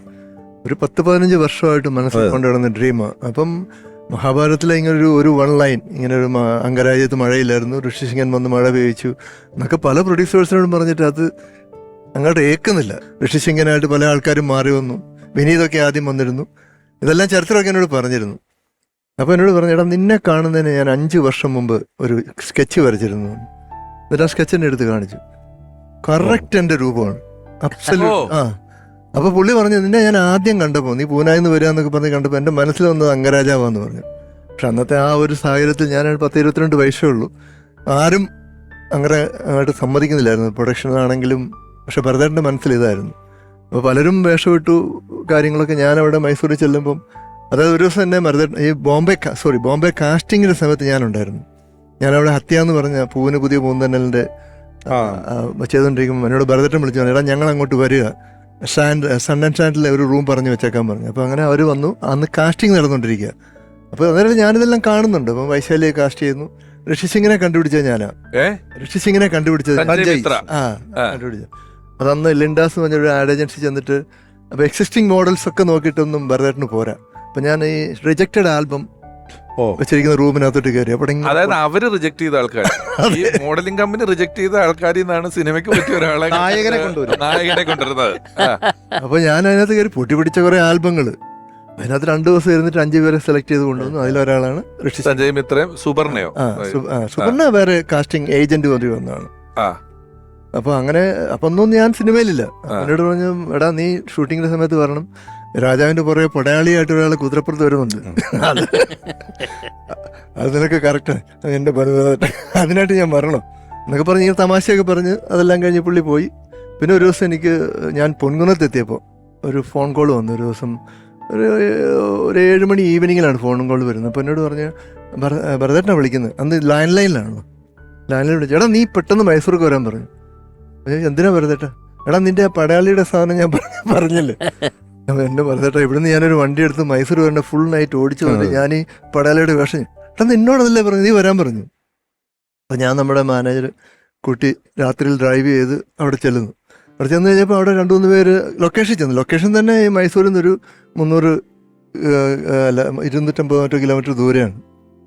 അപ്പോൾ അവിടെ ചെന്ന് കഴിഞ്ഞപ്പോഴത്തെ അപ്പോൾ പുള്ളിയുടെ ഒരു ഐഡിയ ഞാൻ പറയാം. പുള്ളിയുടെ പറയുന്നത് ഒരു റസ്റ്റിക് ലുക്കാണ് പുള്ളിയുടെ. കൊട്ടാരം എന്ന് പറഞ്ഞു കഴിഞ്ഞാൽ ഭയങ്കര അഡോണ്ടായിട്ടുള്ള അതും ഇതുമൊക്കെ തൂക്കിയിട്ട് അങ്ങനെയുള്ള പുള്ളിയുടെ മനസ്സിലുള്ള ആ പടത്തിൽ ആ കൊട്ടാരം എന്ന് പറഞ്ഞാൽ വളരെ റസ്റ്റിക്കായിട്ടുള്ള പഴയ ലുക്ക്. അതാണ് ഓൾവേസ് പുള്ളിയുടെ മനസ്സിലുണ്ടായിരുന്നത്. അത് ഒന്നുമില്ല, കുറേ തോരണങ്ങൾ അങ്ങോട്ട് തൂക്കി ഇത്രയൊക്കെ ഉള്ളൂ. കുറേ തുണി ഇങ്ങനെ ഇട്ടു, അത് കണ്ടാൽ അറിയാമല്ലോ. അപ്പോൾ ഞാൻ നോക്കിയപ്പോൾ 1-2 പേര്, പേര് പറയുന്നില്ല, രാജാവിൻ്റെ വേഷമൊക്കെ ഇട്ട് ഇങ്ങനെ നോക്കുന്നുണ്ട്, ട്രയലൊക്കെ എടുക്കുന്നുണ്ട്. അപ്പം ഞാനിതൊക്കെ കണ്ട് ആസ്വദിച്ചു. ഭയങ്കര വേഷമല്ലേ, പണി മാർക്കറ്റൊക്കെ നല്ല പണിയിടും, ഭയങ്കര ഡയലോഗും. കാരണം കഥ എനിക്കറിയാമല്ലോ. നടക്കട്ടെ എന്ന് പറഞ്ഞപ്പോഴത്തേന് എൻ്റെ ഒരിക്കലൊരു പ്രൊഡക്ഷൻ മാനേജർ വിജയൻ എന്ന് പറഞ്ഞ പുള്ളി വന്നിട്ട് പറഞ്ഞു, ഗോളടിച്ചു എന്ത് ഗോളടിച്ചു? ഇപ്പോൾ വരുമെന്ന് പറഞ്ഞു. അങ്ങോട്ട് എല്ലാം പറഞ്ഞു. ഞാനങ്ങോട്ട് കയറി ചെന്ന് കഴിഞ്ഞാൽ ഭരതേട്ടൻ പറഞ്ഞു ഇങ്ങോട്ട് വേണമെന്ന് പറഞ്ഞു. ഞാൻ ചെന്നു, നീ ആ വേഷം എടുത്തിട്ടാന്ന് പറഞ്ഞു. അപ്പോൾ പടയാളിയുടെ വേഷം ഇപ്പുറത്ത്, രാജാവിൻ്റെ വേഷം ഇപ്പുറത്ത്. ഞാൻ നേരെ പടയാളിയുടെ ഇരിക്കലോട്ട് ചെന്നു. അതല്ലടാ ഇത്. അപ്പോൾ ഭരതേട്ട എന്ത്? എടാ രാജാവിൻ്റെ വേഷം എടുത്തിട്ട്. പൊന്നു ഭരതേട്ട ചങ്കടിച്ചു പോയി. കാരണം ഞാൻ പറഞ്ഞു ഭരതേട്ടൻ്റെ പേര് ചരിത്രത്തിൽ ഇടം നേടിയ ലോമപാത മഹാരാജാവിന്റെ വസ്ത്രമാണത്. അത് ഞാൻ എപ്പോഴും അത്ഭുതപ്പെടുന്ന കാര്യം. നമ്മളിപ്പോ കാര്യം ഇതൊക്കെ പറഞ്ഞാലും അന്ന് വലിയ ഉരുളൻ പാറക്കല്ലുകൾ വരിക, അന്നത്തെ അരയന്ന വള്ളം, പാട്ട് ഇവര് തുഴഞ്ഞങ്ങോട്ട് പോകുന്ന വള്ളം, മാന്, കടുവ, ഈ ശ്രീരാമേട്ടന്റെ ആശ്രമത്തിലൊക്കെ ചില സിംഹമൊക്കെ വിളിക്കുമ്പോ ഓടലും പോകലും ഒക്കെ ആയിട്ട് അല്ലേ, എന്തൊരു പടമാണ് അതിനകത്തുള്ള ആ പടം. അതിനകത്ത് ആ പാട്ടിൽ ആ കരിങ്കല്ലിൽ വരച്ചിരിക്കുന്ന പല വരച്ചാണെന്ന് ഞാൻ. ആർട്ട് ഡയറക്ടർ കൃഷ്ണമൂർത്തിയാണ്. ആർട്ട് ഡയറക്ടർ കൃഷ്ണമൂർത്തി ആണെങ്കിലും അതിന്റെ മറ്റ് സ്കെച്ചസ്, ഈ ചിത്രങ്ങളൊക്കെ ഭരതേട്ടന്റെ വേറൊരു കാര്യം അറിയാം. നമ്മള് പല ഇംഗ്ലീഷ് പടങ്ങളിലൊക്കെ കേട്ടിട്ടുള്ളൂ. ഈ പാറക്കഷ്ണം നമുക്ക് ഫീൽ ചെയ്യുന്നത് അതിന്റെ സൈസ് കൊണ്ട്. അത് വല്ല ആർട്ടിസ്റ്റിക് ഒറിജിനൽ പാറയൊന്നും, പക്ഷെ അത് ഒറിജിനൽ പാറ പോലെ തോന്നിക്കുന്നത് എന്തുകൊണ്ടാണെന്നറിയാം. ബാലാജി സാറിന്റെ സ്റ്റുഡിയോ ഉണ്ട്, സുജാത സ്റ്റുഡിയോ. അവിടെയാണ് ഇതിന്റെ മിക്സിംഗ് നടക്കുന്നത്. ഞാൻ വേറൊരു പടത്തിന്റെ വർക്കിന് അവിടെ ചെന്നപ്പോ ഭയങ്കര പാറകല്, വലിയ ഉരുളൻ കല്ലുകൾ സ്റ്റുഡിയോന്റെ ഫസ്റ്റ് ഫ്ലോറിലേക്ക് ഇടുക ഭരതേട്ടൻ. ഈ ശബ്ദം എടുക്കാൻ വേണ്ടി ഉള്ളില് ലക്ഷ്മി നാരായണൻ. അല്ല, അത്രയും നാച്ചുറൽ ആയിട്ട് ചെയ്തിട്ടുണ്ട്. അതുകൊണ്ടാണ് യു ഫീൽ ദാറ്റ് ആ റോക്കൊക്കെ വീഴുന്നത് നമുക്ക് തോന്നിക്കുന്നത്. ഭരതേട്ടന്റെ ഫ്രെയിമിങ്ങിനെ കുറിച്ച് പറയുമ്പോൾ വ്യക്തമായ ധാരണയുണ്ട്. അപ്പൊ അന്നത്തെ ഈ വൈശാലിയൊക്കെ ഇറങ്ങിയ സമയത്ത് ഈ സിനിമാസ്കോപ്പ് വന്ന സമയമാണ്. അപ്പോൾ ഒരു ഡയറക്ടറുടെ ഭയങ്കര ഡ്രീമാണ് ഒരു സിനിമാസ്കോപ്പ് പടം ചെയ്യാന്നുള്ളത്. അപ്പം അന്ന് ഭരതേട്ടന് പ്രൊഡ്യൂസർ ഓഫർ ചെയ്തു, അതായത് നമുക്കിത് സിനിമാസ്കോപ്പ് ചെയ്യാമെന്ന് പറഞ്ഞു. അപ്പം മധുവമ്പാട്ടും പറഞ്ഞു നമുക്ക് വേണമെങ്കിൽ അത് ശ്രമിക്കാം. ഭരതേട്ടൻ പറഞ്ഞില്ല, എൻ്റെ ഫ്രെയിം, വൈശാലിയുടെ ഫ്രെയിം 35mm ആണ്. അതാണ് ആ ഒരു ഡയറക്ടറുടെ അത് 15 കൊല്ലം മുമ്പേ ആലോചിച്ച് വെച്ചേക്കുന്നത് അതിനകത്താണ്. അപ്പൊ ഇത്രയും നമ്മൾ ആ പ്രൊഡ്യൂസറെ പടത്തിന്റെ വലിപ്പമൊക്കെ പറയുന്ന സാഹചര്യത്തിൽ നമ്മൾ അറ്റ്ലസ് രാമേന്ദ്രൻ സാറിനെ കൂടി ഈ അവസരത്തിൽ ഒന്ന് ഓർക്കേണ്ടതായിട്ടുണ്ട്. അദ്ദേഹമാണ് അന്ന് വൈശാലി രാമേന്ദ്രൻ എന്നായിരുന്നു അദ്ദേഹം അറിയപ്പെട്ടിരുന്നത്. ആ സിനിമ പ്രൊഡ്യൂസ് ചെയ്യുക വഴി അത്രയും വലിയൊരു പടം അന്ന് അതുപോലെ ചെയ്തത് അദ്ദേഹമാണ്. അദ്ദേഹം നമ്മളോടൊപ്പം ഇല്ല. അദ്ദേഹത്തെ ഈ അവസരത്തിൽ ഓർക്കുന്നു. ഞാൻ ഭരതേട്ടന്റെ സിനിമകളുടെ ആരാധകൻ എന്ന നിലയ്ക്കാണ് അവിടെ ഇരിക്കുന്നത്. അതായത് വലിയ പണക്കാരുടെയോ വലിയ സെറ്റുകൾ ഇട്ടിട്ട് വലിയ വീട്, വലിയ കാറ്, ഒരു മിഡിൽ ക്ലാസ്സിന് മുകളിലുള്ള സമ്പന്നന്മാരുടെ സിനിമകളില്ല.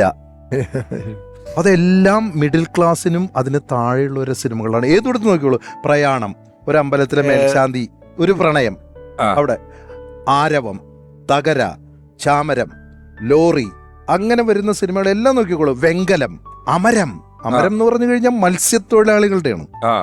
വെങ്കലം എന്ന് പറഞ്ഞാൽ വെങ്കലപാത്ര തൊഴിലാളികളുടെ വെങ്കലപാത്രമാണ്.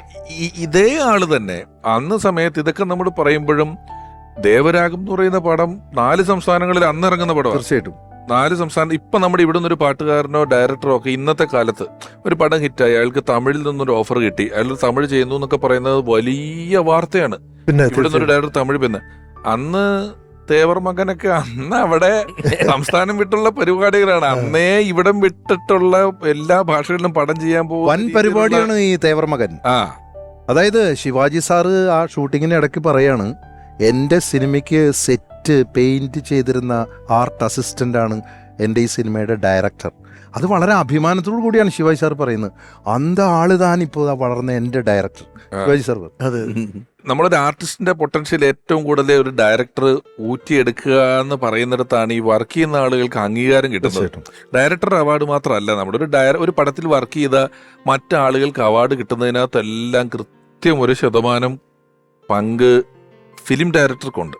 അത് എനിക്ക് പറയാനുള്ളത് അത് 100%. സത്യം പറഞ്ഞു കഴിഞ്ഞാൽ എനിക്ക് ശരിക്കും പറഞ്ഞാൽ ഈ ലിറിക്സിനെ ട്യൂൺ ചെയ്ത് അഡ്ജസ്റ്റ്മെന്റ് എങ്ങനെയാ ചെയ്യുന്നതെന്ന് എനിക്കൊന്നും അറിയില്ല. എനിക്കൊരു ട്യൂൺ പാടാനറിയാം, ഏത് ട്യൂണും എങ്ങനെയും പാടും, പക്ഷെ അതൊരു അതിൽ ലിറിക്കൽ ഫോർമേഷൻ എങ്ങനെ ഉണ്ടാക്കാന്ന് എനിക്കറിയില്ല. അപ്പോൾ അതെന്നെ പഠിപ്പിച്ചത് ഭരതേട്ടനാണ്.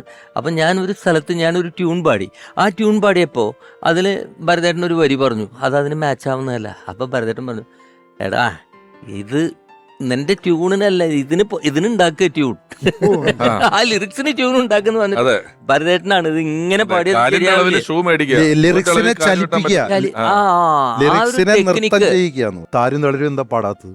പാടാലോ, ഉടനെ പാടാം. ഇപ്പൊ പാടിയതിനിടയിൽ മനുഷ്യ സഹജമായ ഒരു ചതി നമ്മൾ 3 ചെയ്തു.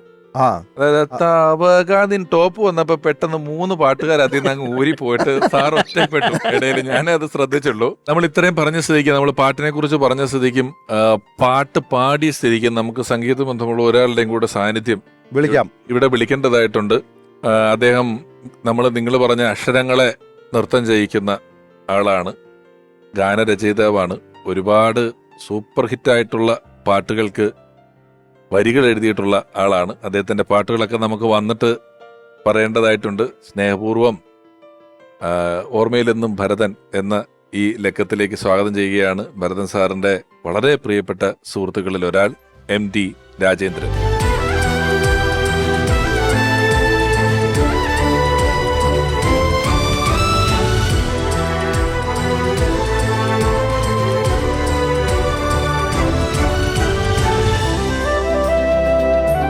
സാർ നമസ്കാരം. നമസ്കാരം. നന്ദി വന്നതില്. അപ്പൊ ഞങ്ങളിങ്ങനെ പാട്ടൊരെണ്ണം പാടി നിൽക്കുന്ന അവസരത്തിലാണ് രാജൻ സാറിനെ ഇങ്ങോട്ട് വിളിച്ചത്.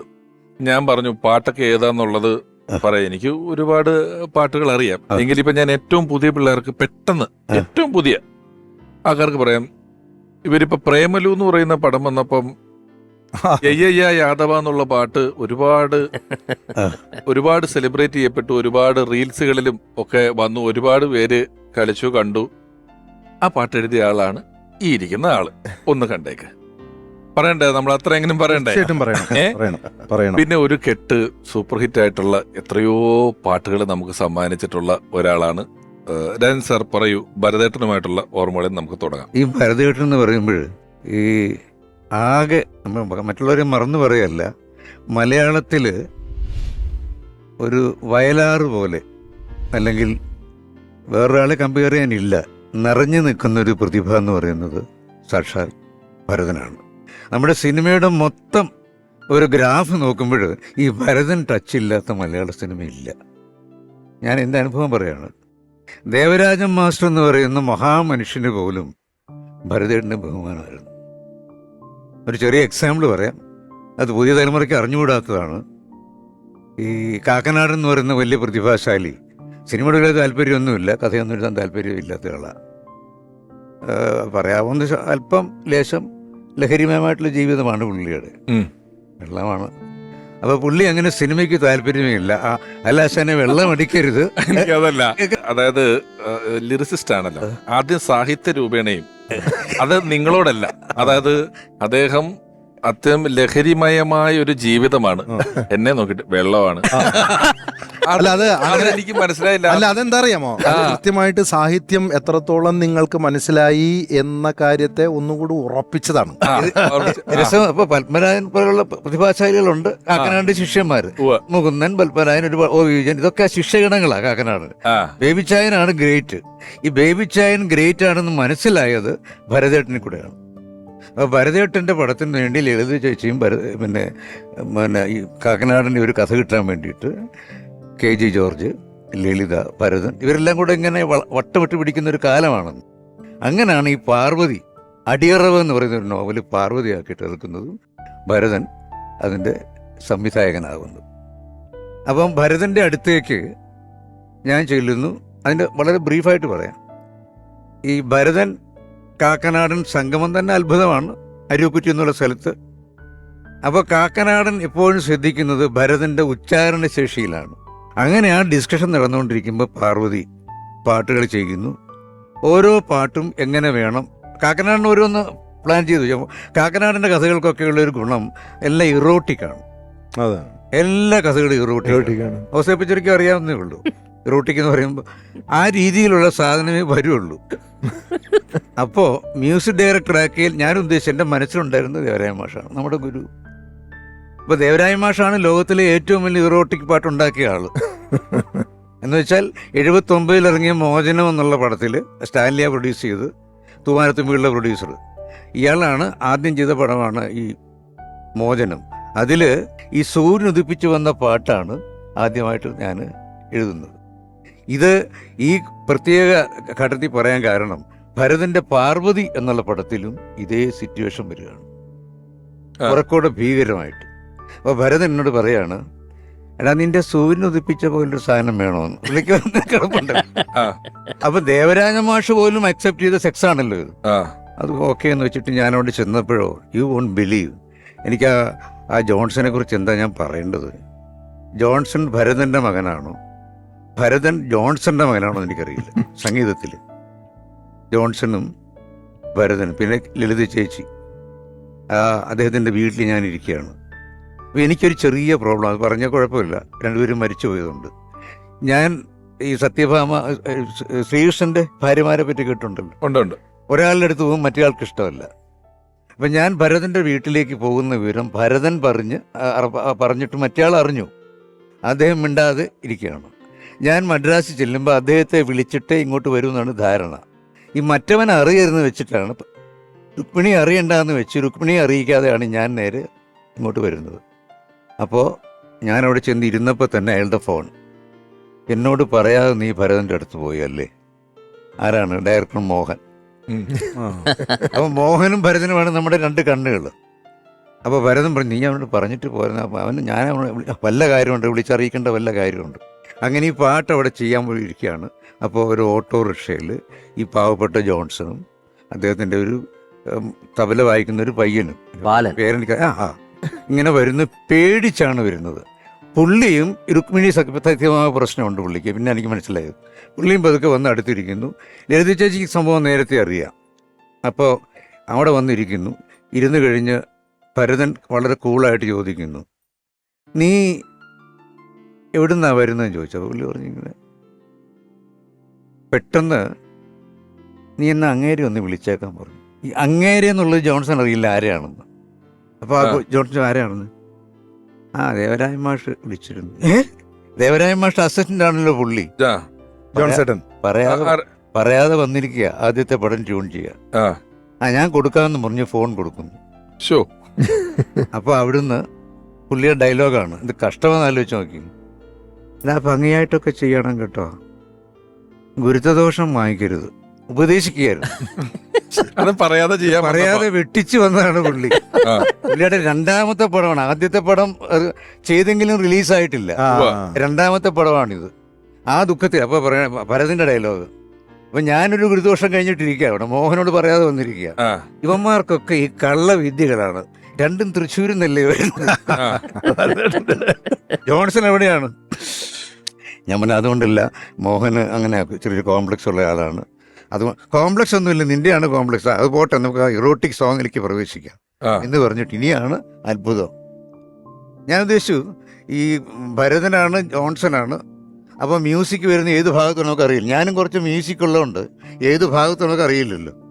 മാത്രമല്ല കാക്കനാടിൻ്റെ സബ്ജക്റ്റും സൂര്യൻ ഉദിച്ചേ പറ്റുള്ളൂ. സൂര്യൻ ഉദിച്ചില്ലെങ്കിൽ അതിനൊക്കെ കുഴപ്പം. ആ അപ്പോൾ ഞാൻ ആലോചിച്ചു ജോൺസണ് വല്ലതും തോന്നുന്നുണ്ടോന്ന്.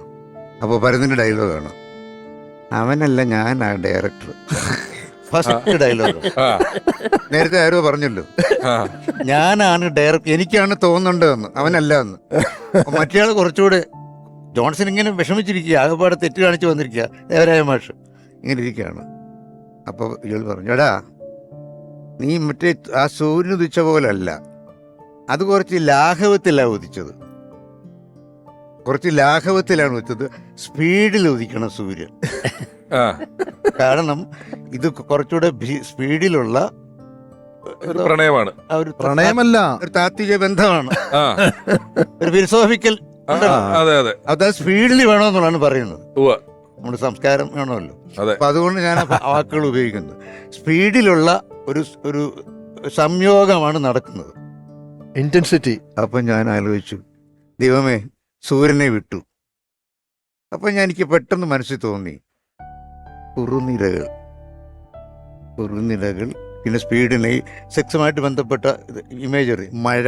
ഓക്കെ ശരി ഭരതേട്ടാ, ഈ മഴ മഴ മഴ എന്നൊക്കെ പറയാൻ ചോദിച്ചു. നീ എന്ത് വേണേ പറഞ്ഞോ, എനിക്ക് സാധനം നന്നായിരിക്കണം. അപ്പൊ ഞാൻ പറഞ്ഞു കുറുനിരയോ മഴ മഴ മഴ മുകിൽ നിരയോ. അപ്പൊ ഭരതേട്ടൻ 3 മഴ വേണ്ട, 2 മഴ മതി. ഇങ്ങനെ പെട്ടെന്ന് അതിന്റെ അളവ് മ്യൂസിക്. നോക്ക്. ആ അപ്പം മറ്റവനപ്പോഴത്തേക്കും പിടിച്ചു കഴിഞ്ഞു അപ്പുറത്ത്. അവന് കുറുനിരയോ മഴ മഴ മുകിൽ നിരയോ, അത് വലിയ കുഴപ്പമില്ല. പിന്നെയും കുറച്ച് സാധനം വരട്ടെ പുള്ളി പറയാം അതുപോലുള്ളത്. ഞാൻ പറഞ്ഞു ഇനിയിപ്പോ കുറുനിരയോ മഴ മഴ മുകിൽ നിരയോ കുനു കുനു ചിഗുരമദന ലാസ്യലഹരിയോ. ജോൺസൺ അലർട്ടാവുന്നു, ഭരതൻ ജസ്റ്റ് ഒന്ന് മൂളുന്നു. വണ്ട് മൂളുന്ന പോലെ ആയിക്കോട്ടെ എന്നൊക്കെ പുള്ളി പറയുകയും ചെയ്യുന്നു. വണ്ടിന്റെ ഒരു മൂളലുണ്ടല്ലോ. അപ്പോൾ വണ്ടിന്റെ മൂടൽ ആലോചിക്കുക. അപ്പോൾ ജോൺസണെ തൃശ്ശൂരുള്ള വണ്ടികളെയൊക്കെ പുള്ളി ഉണ്ടാവും ആലോചിച്ചുകൊണ്ടിരിക്കുക. അവസാനം ഭരതേട്ടൻ്റെ പേരിന് കിട്ടിക്കഴിഞ്ഞാൽ ഒരു ഭയങ്കര ഭ്രാന്താ പിന്നെ മുഖത്തൊക്കെ. സാധനം ഗംഭീര സാധനം ജോൺസന്റെ പ്രത്യേക വോയിസ് ആണല്ലോ. ഓറുന്നീരയോ മഴ മഴ മുകളിലയോ എന്നുള്ള സാധനം വരുന്നു. നീ പാടണ്ട എന്ന് പറഞ്ഞ് പുള്ളി വരികൾ കൊടുക്കുന്നു. ജോൺസൺ എന്ത് ചെയ്യുന്നു, തകടകാന്ന സാധനം വരുന്നു. ഞാൻ ഞെട്ടുന്നു, എല്ലാവരും ഞെട്ടുന്നു. മറ്റേത് ഔട്ട്, ഏത് ഇരുട്ടിൻ്റെ അലക്കെട്ട് ഔട്ട്, ഞാനും ഔട്ടായി. കാരണം വാസ്തവത്തിൽ ജോൺസൺ എന്ന് പറയുന്ന മലയാള MT പറഞ്ഞൊരു വാക്കാണ് ഞാൻ പറയുന്നത്. മലയാള ചലച്ചിത്ര സംഗീതത്തിൻ്റെ ഏറ്റവും വലിയ നേട്ടമാണ് ജോൺസൺ എന്നാണ് MT പറയാറുള്ളത്. സത്യമാണത്. അത് അവിടെ വെച്ച് നടക്കുകയാണ്. ജോൺസന്റെ ഫസ്റ്റ് ഹിറ്റ്, പാർവതിയിലെ എല്ലാ പാട്ടുകളും ഹിറ്റാണ്. ഈ ഭരതന്റെ സാന്നിധ്യത്തിൽ അവിടെ വെച്ച് ഫസ്റ്റ് ഹിറ്റ് ഉണ്ടാവുകയാണ്. ഇപ്പൊ പത്മരാജൻ ഭരതൻ എന്ന് പറയുന്ന കോമ്പിനേഷൻ ചേട്ടാ, പത്മരാജൻ ഭരതൻ കഴിഞ്ഞാല് MT Vasudevan Nair sir Bharathan combination ഉണ്ട്. അത് കഴിഞ്ഞാൽ ലോഹിതദാസ് സാർ ഭരതൻ സാർ എന്ന് പറയുന്നിടത്തും ഉണ്ട്. ഇങ്ങനെ ഓരോ കാലഘട്ടത്തിലും ജോൺ ബോൾ ഭരതൻ എല്ലാ കോമ്പിനേഷനുകളിലും ഗംഭീരമായിട്ടുള്ള സിനിമകളാണ്. നമ്മളിനി വീണ്ടും വന്ന മാളൂട്ടി എന്ന് പറയുന്ന ഒരു പടം, ഇപ്പൊ മഞ്ഞുമൽ ബോയ്സ് എന്ന് പറയുന്ന പടം ഹിറ്റാകുമ്പോൾ വീണ്ടും നമ്മൾ ഒരുപാട് പേര് പറഞ്ഞു ഇപ്പൊ ഇത്ര സൗകര്യങ്ങൾ, അന്ന് അത്രയും സാങ്കേതിക തികവിൽ മാളൂട്ടി പോലൊരു പടം ഒരുക്കിയിരിക്കുന്നു. പാഥേയം എന്ന് പറയുന്ന നേരത്തെ സാറ് പറഞ്ഞ നമ്മുടെ MDR സാർ പറഞ്ഞ കാര്യമുണ്ടല്ലോ, മലയാളത്തിൽ വയലാറ് പോലെയാണ് ഭരതേട്ടൻ എന്ന് പറഞ്ഞല്ലോ. ഭരതേട്ടൻ എന്ന സംവിധായകനെ സ്പർശിക്കാതെ, അദ്ദേഹത്തിന്റെ സ്വാധീനമില്ലാതെ മലയാളത്തിൽ ഒരു ചലച്ചിത്ര പരീക്ഷണവും നടക്കില്ല. സത്യമാണ്. അതാണ് കോൺട്രിബ്യൂഷൻ.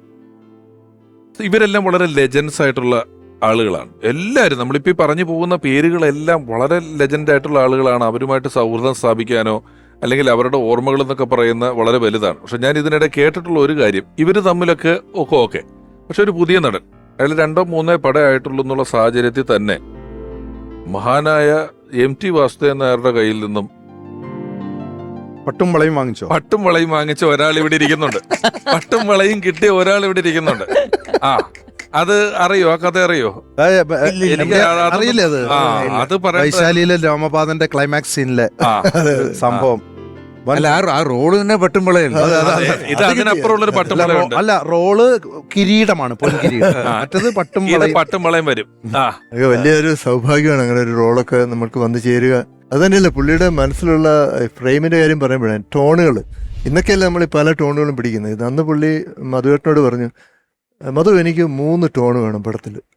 അത് ഒന്ന് വരൾച്ചയുടെ ടോൺ, ഒരു യെല്ലോ ടോൺ വേണം, പിന്നെ തേക്കടിയിലെ ആ പച്ച ഒരു ഗ്രീൻ വേണം, പിന്നെ അവസാനം മഴയുടെ ഒരു ടോൺ, അത് ബ്ലൂ വേണം. മധു നമുക്ക് ചെയ്യാം. ആ ഒരു ഗ്രേഡ് ചെയ്യാൻ പറ്റാത്ത സമയം കേട്ടോ. അതെ അതെ അതെ ഗ്രേഡ് ചെയ്യാൻ പറ്റാത്ത ഷൂട്ട് ചെയ്യുമ്പോഴേ പിടിച്ചോണ്ട് എന്തെങ്കിലും വേണമെങ്കിൽ ഇത് പറ, പട്ടും വളയും പറ. പട്ടുമ്പളയും അതെ ഈ സംഭവം പറയാം. അപ്പോൾ ഒരു 20 ദിവസത്തെ ഷെഡ്യൂളായിരുന്നു ആ കൊട്ടാരത്തിൻ്റെ സംഭവങ്ങൾ മുഴുവൻ. 20 days അവർ പ്ലാൻ ചെയ്ത്. അപ്പോൾ ഈ 20 days ആദ്യം തന്നെ ഞാൻ പറഞ്ഞല്ലോ, ഇത് വേഷമൊക്കെ ഇട്ട് ഞാൻ ഭയങ്കര ടെൻഷനായിട്ട് നിൽക്കുമ്പോൾ ഭരതേട്ടൻ എന്നോട് പറയും, അത് നീ ആരും പറയുന്നത് കേട്ടോ, നീ അങ്ങോട്ട് ചെയ്യേ, 2-3 പ്രാവശ്യം നടന്ന് കാണിക്കാനൊക്കെ പറയും. അതൊക്കെ ചെയ്ത് അങ്ങനെ ഇപ്പം MT ഒന്നും മിണ്ടുന്നില്ല, MT സാർ ഒന്നും മിണ്ടുന്നില്ല. ഈ പുള്ളിയെ കാണുമ്പോഴേ എനിക്ക് ടെൻഷനാണ്. ഇത്രയും വലിയൊരു മഹാനായ ഒരു മനുഷ്യൻ എഴുത്തുകാരൻ ഇങ്ങനെ നിൽക്കും, പുള്ളി ഇങ്ങനെ എന്നെ നോക്കിയിട്ട് ഇങ്ങനെ മീശ ഇങ്ങനെ നോക്കും. ഏത് നോട്ടം കാണുമ്പോഴും നമ്മുടെ കംപ്ലീറ്റ് ഗ്യാസ് പോകും. അപ്പോൾ ഈ ഓരോ സീൻ എടുക്കുമ്പോഴും MT സാർ ഈ ക്യാമറയുടെ പുറകെ വന്ന് നിൽക്കും. അപ്പം ഞാൻ എൻ്റെ പൊന്നെ ഈ മനുഷ്യനെ ഒന്ന് പറഞ്ഞു വിടെ, എനിക്ക് മര്യാദയ്ക്ക് അഭിനയിക്കാമല്ലോ. പുള്ളി അവിടെ നിൽക്കും, ഇങ്ങനെ നിൽക്കും, ഒന്നും മിണ്ടത്തില്ല. അപ്പോൾ 20ാമത്തെ ദിവസം 20 days ഒരു ഗുഡ് മോർണിംഗ്, ഒരു ചിരിയോ ഒന്നും എൻ്റെ ഇതിലില്ല. നമ്മളത് പ്രതീക്ഷിക്കുന്നുമില്ല. നമ്മളൊരു പുതിയ ഒരാൾ വന്നു. അതെ, മിണ്ടാതിരുന്ന സ്വസ്ഥമായിട്ട് അടുക്കുന്നില്ല നമ്മൾ. അതെ, 20ാമത്തെ ദിവസം നമ്മൾ ക്ലൈമാക്സ് എടുക്കുകയാണ്. അപ്പം മഴ പെയ്തു. അപ്പം ഈ ആർട്ടിഫിഷ്യൽ മഴയുടെ കൂട്ടത്തിൽ ഒറിജിനൽ മഴയും കൂടെ പെയ്തു. അപ്പോഴത്തേന് വൈകിട്ട് ഒരു 6 മണിയായി, സൂര്യൻ അസ്തമിക്കാൻ തുടങ്ങുകയാണ്. ആ ഷോട്ട് എടുത്ത് അന്ന് ഷൂട്ടിങ് കഴിയാണ്. മൈസൂർ ഒറിജിനൽ മഴ പെയ്യാന്ന് പറഞ്ഞ ഈ യാഗത്തിന്റെ നമ്മളൊരു സോമയാഗം നടത്തുന്നതിന്റെ എല്ലാ തരത്തിലുള്ള കൂട്ടുകളും ചേർത്തുകൊണ്ടാണ് അവിടെ യാഗം നടത്തി. ഒറിജിനൽ യാഗാണ് അത്. ശരിക്കും അങ്ങോട്ട് ചെന്നിട്ട് നമ്മുടെ ആ ഡിവൈൻ പവർ അല്ലേ തന്നെ. മൈസൂരൊക്കെ തണുപ്പാട്ടോ, ഇത് വിത്തൗട്ട് ഷർട്ടാ നിൽക്കുന്നത്. ഇത് മാത്രമേ ഉള്ളൂ. അപ്പോൾ അവസാനത്തെ ഡയലോഗ് വന്നു 6 മണിയായി, കാരണം അന്ന് ഷൂട്ടിങ് തീർക്കണം, പിന്നെ നെക്സ്റ്റ് ഡേ ഷൂട്ടിംഗ് ഇല്ല, എല്ലാം പാക്കപ്പ് ചെയ്ത് പോകണം. അപ്പോൾ ഇത് തീരുമെന്നാണ് എല്ലാവരുടെയും ഉദാഹരണം. അപ്പോൾ അവസാനത്തെ ഡയലോഗ് ഈ രാജ്യവും രാജകുമാരി എല്ലാം പിന്നെ ഋഷിശൃംഖല സമർപ്പിക്കുന്നു എന്നുള്ളൊരു ഡയലോഗ് ഇങ്ങനെ നെടുനീളം കൊണ്ട് പറയണം. എന്നോട് പറഞ്ഞിട്ടുണ്ട്, കുനിയാൻ പാടില്ല, വളയാൻ പാടില്ല, ഇങ്ങനെ നോണം. അപ്പോൾ ഇത് പറഞ്ഞപ്പോഴത്തെ ഈ തണുപ്പ് കാരണം കൊണ്ട് ഈ രാജ്യത്തെയും 5 ടേക്കായി 6 ടേക്കായി ലൈറ്റ് പോകുന്നു, ഒരു രക്ഷയില്ല. എനിക്ക് എല്ലാവർക്കും ടെൻഷനായി. അപ്പോഴത്തേന് ഞാൻ പിന്നെ ഒരു അന്നേരം ബ്രദറും പറഞ്ഞാടാ നീ ഒരു 1 minute ഒന്ന് നിൽക്കാൻ പറഞ്ഞു. അപ്പോൾ ഞാനിങ്ങനെ നിന്ന് കഴിഞ്ഞ് ഇങ്ങനെ നിൽക്കുക. അപ്പോഴത്തേന് പുറകെ നിന്ന് ഒരാൾ വന്നിട്ട് ഇങ്ങനെ തട്ടി. അപ്പം ഞാൻ നോക്കിയപ്പോഴത്തേന് സാർ പുറകെ. ഞാൻ എൻ്റെ അമ്മ അവിടെ നിന്നാൾ ഇവിടെ വന്നോ, ഇതെങ്ങനെ എത്തി പുറകെ. അപ്പം എന്നെ നോക്കിയിട്ട് ഇങ്ങനെ കാണിച്ചു. അപ്പം ഞാനിങ്ങനെ കൈ കിടക്കിട നോക്കിക്കുമ്പോൾ പുള്ളിയുടെ കയ്യിൽ ഒരു ഗ്ലാസ് നിറച്ച് റം ഇരിക്കുക. എന്നിട്ട് അടുത്ത ആക്ഷൻ അപ്പോഴും ഡയലോഗ് ഇല്ല. അതായത് റം കൊടുത്തിട്ട് ഞാനിപ്പോ ആരെ പിടിച്ച ഊര് കിട്ടുമെന്ന് പറഞ്ഞ് നിൽക്കുക. അന്നേരം മേടിച്ചു കംപ്ലീറ്റ് ആൾക്കാർ നിൽക്കല്ലേ. അതായത് രാജ്യത്തിനും രാജാവിനും വെള്ളം കിട്ടി അന്നത്തെ. രാജാവ് അത്രയും ദിവസം വെള്ളം അടിക്കാതിരിക്കുകയായിരുന്നു. ഫയർ എഞ്ചിന് വെള്ളമടി, രാജാവ് വെള്ളമടി, ഒറിജിനൽ വെള്ളമടി. അതന്നെ പറഞ്ഞത്, മറ്റേ ഞാൻ ഉദ്ദേശിച്ചിട്ടേ ഇല്ല. അപ്പൊ അടിച്ച് കറക്റ്റായിട്ട് ഡയലോഗും പറഞ്ഞു. അപ്പൊ ഓരോരുത്തരുടെ സമയോചിതമായ ഇടപെട്ട ഡയലോഗ് എന്ന് പറഞ്ഞേ ഞാനിപ്പോ ഓർക്കുന്നില്ല ഫുള്ള്. അതിൽ റമ്മ് കൊടുക്കുവാണേലും MT സാറ് റമ്മ് കൊടുത്ത് പറയിച്ച് ഡയലോഗ് ചേരായിട്ടും വെറുതെ ലോകത്തിൽ ഒരാൾക്ക് കിട്ടിയിട്ടുണ്ടാവില്ല ആ കൈകളിൽ നിന്ന്. കാതോട് കാതോരം ചെയ്യുമ്പം അതിന്റെ ഒരു ഇൻഡിപെൻഡന്റ് മ്യൂസിക് ഡയറക്ടറായിട്ട് വരികയാണ്, ചെയ്യുകയാണ്. അതിലാദ്യം കമ്പോസ് ചെയ്തത് ഏതാണ്? ഞാൻ ഏറ്റവും ആദ്യം എൻ്റെ ജീവിതത്തിൽ ചെയ്ത പാട്ട് നീയൻ സർഗ സൗന്ദര്യം. ഒരു ഐഡിയ ഉണ്ടായിരുന്നില്ല എങ്ങനെയാണ് ഇത് പാട്ട് ഇങ്ങനെ ഒരു പടം ചെയ്യണമെന്ന് പറഞ്ഞു. അതിനു മുമ്പ് ഞാൻ പറഞ്ഞില്ലേ ആരവം തൊട്ട് ഈണം തൊട്ടുള്ള ബന്ധമുണ്ട്. അപ്പം ഇത് ഇങ്ങനെ എന്നോട് ചെയ്യാൻ പറഞ്ഞു. അപ്പം ഇത് കഥ എനിക്ക് അറിഞ്ഞുകൂടാ, ആരാണ് അഭിനയിക്കുന്നത് അറിഞ്ഞുകൂടാ, പടത്തിൻ്റെ പേര് മാത്രം കാതോട് കാതോരെന്നറിയാം. അങ്ങനെ ശരി എന്ന് പറഞ്ഞു. അന്ന് 2 ദിവസം കഴിഞ്ഞിട്ട് കാണാമെന്ന് പറഞ്ഞു. അപ്പം എനിക്ക് ഈ വേവലാതി ടെൻഷൻ അവിടെ പോയിട്ട് ഉണ്ടാക്കുന്നതിന് മുമ്പ് ഇവിടുന്ന് എന്തെങ്കിലും ഒരു സാധനം ഉണ്ടാക്കിയിട്ട് അവിടെ കൊണ്ടുപോകാം. പരിചയമില്ലല്ലോ എനിക്ക് സംഗീത സംവിധാനത്തിനെ കുറിച്ച് ഒരു ഐഡിയ ഇല്ല. അങ്ങനെ ഞാനപ്പോൾ പാടാനും അറിഞ്ഞുകൂടാ. പാടാൻ മീൻസ് പാട്ട് പാടും, ലിറിക്സ് ഉണ്ടെങ്കിൽ പാടും. ഇത് ലിറിക്സ് ഇല്ലല്ലോ, എന്ത് പാടും അറിഞ്ഞൂടാ. അപ്പം നേരെ എൻ്റെ കയ്യിൽ സാധനം ഉണ്ടല്ലോ അന്നെന്നൊക്കെ പറഞ്ഞാൽ പറന്ന് വയലിൻ വായിച്ച് നടക്കുന്ന കാലം.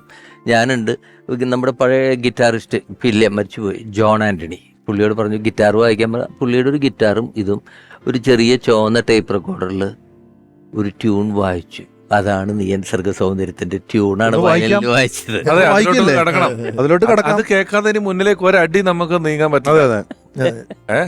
റെഡി ആയിക്കോട്ടെ. അതെ, അത് ONV സാറ് കവിത എഴുതി തന്നിട്ട് ട്യൂൺ ചെയ്തു അങ്ങനെ? അല്ല, ആദ്യം ട്യൂൺ ഉണ്ടാക്കി. കാരണം ഞാൻ പറഞ്ഞല്ലോ എനിക്കിത് ലതിക ചേച്ചി പാട്ടുകാരി അത് വരുന്നത് കാതോട് കാതോരം അതിൽ കാതോട് തന്നെ പാടിയത് പടം ഇതല്ലേ? അതെ അതെ ആ. ആദ്യമായിട്ടല്ല, അവർ അതിനു മുമ്പ് എന്തൊക്കെയോ പാടിയിട്ടുണ്ട്. പക്ഷെ അവർ ഫേമസ് ആയത് കാതോട് കാതോട് കാതോട് എന്ന് പറയുന്ന പാട്ടിലാണ്. നമുക്ക് നീയൻ സർഗ ഒരു വരി ഞാൻ കാരണം അത് ആ വയലിനിൽ വായിച്ചതൊക്കെ ഒരു നിമിത്തമാണ്. അതാണ് വയലിനിൽ വായിക്കുക, അത് വയലിനിൽ വായിക്കേണ്ട പാട്ടായിരുന്നു എന്നുള്ളത് എനിക്ക് അറിഞ്ഞുകൂടാ. എനിക്ക് വേറെ മാർഗമില്ലാത്തതുകൊണ്ട് ഞാൻ ഗതി കേട്ടിട്ട് ഞാൻ രക്ഷപ്പെടാൻ വേണ്ടി ചെയ്തതാണ്. ചരിത്രങ്ങളാണല്ലേ? ഞാൻ അന്ന് വായിക്കുന്നത് അപ്പൊ ജോൺ ആന്റണി എൻ്റെ ഭാര്യയുണ്ട്, കേട്ട് കുഴപ്പമില്ല വയലിനിലേക്ക് ഒരു ട്യൂൺ ഇതുകൊണ്ട് ഭരതേട്ടന് കൊടുക്കുന്നു. 6 മാസത്തേക്കൊരു വിവരമില്ല. അപ്പൊ ഞാനത് പോയി എന്ന് വിചാരിച്ചു. 6 മാസം കഴിഞ്ഞപ്പോൾ അതിന്റെ പ്രിപ്പറേഷൻസിന് കുറച്ച് ഡിലേ വന്നതാണ്. വിളിച്ചിട്ട് പറഞ്ഞു പാട്ട് കമ്പോസിങ്ങിന് വിളിക്കുന്നുണ്ടെന്ന് പറഞ്ഞ നമ്മുടെ മോഹൻ, 7 ആർട്സ് മോഹൻ, പുള്ളിയുടെ വലിയ വിളിച്ച് പറഞ്ഞു ചെയ്യുന്നതാ. പറഞ്ഞു അടുത്ത പാട്ടെന്ന് പറയുന്നത്, അടുത്ത പാട്ട് കമ്പോസ്. അപ്പം ഞാൻ ആദ്യത്തെ പാട്ട് ഏതാ? അതന്ന് നീ വായിച്ച പാട്ട് തന്നെയല്ലേ അതിൻ്റെ പാട്ട്, അതിൻ്റെ അപ്പുറത്തേക്കൊരു പാട്ടില്ലടാ, അതാണ് പാട്ട് എന്നൊക്കെ പറഞ്ഞ് ഭയങ്കര സന്തോഷമായി. നീയൻ സർഗ സൗന്ദര്യം അത് പിന്നീട് ONV സാർ വരികൾ എഴുതുകയൊക്കെ ചെയ്തു. ഇപ്പം നിങ്ങൾ പറഞ്ഞ പോലെ ഒന്ന് ഓർക്കാൻ വേണ്ടി. ഓർക്കല്ല, അല്ല ഇത് നേരത്തെ പറഞ്ഞ മാതിരി ഇതാണ് ശരിക്കും ഓർക്കസ്ട്ര. ഇതാണ് ഓർക്കസ്ട്ര. ഓർത്ത് വായിക്കുകയാണ്. ഇത് ഓർക്കലല്ല, ഇത് ഓർക്കസ്ട്ര. ഇത് ഓർക്കസ്ട്രയാണ്. അതെ,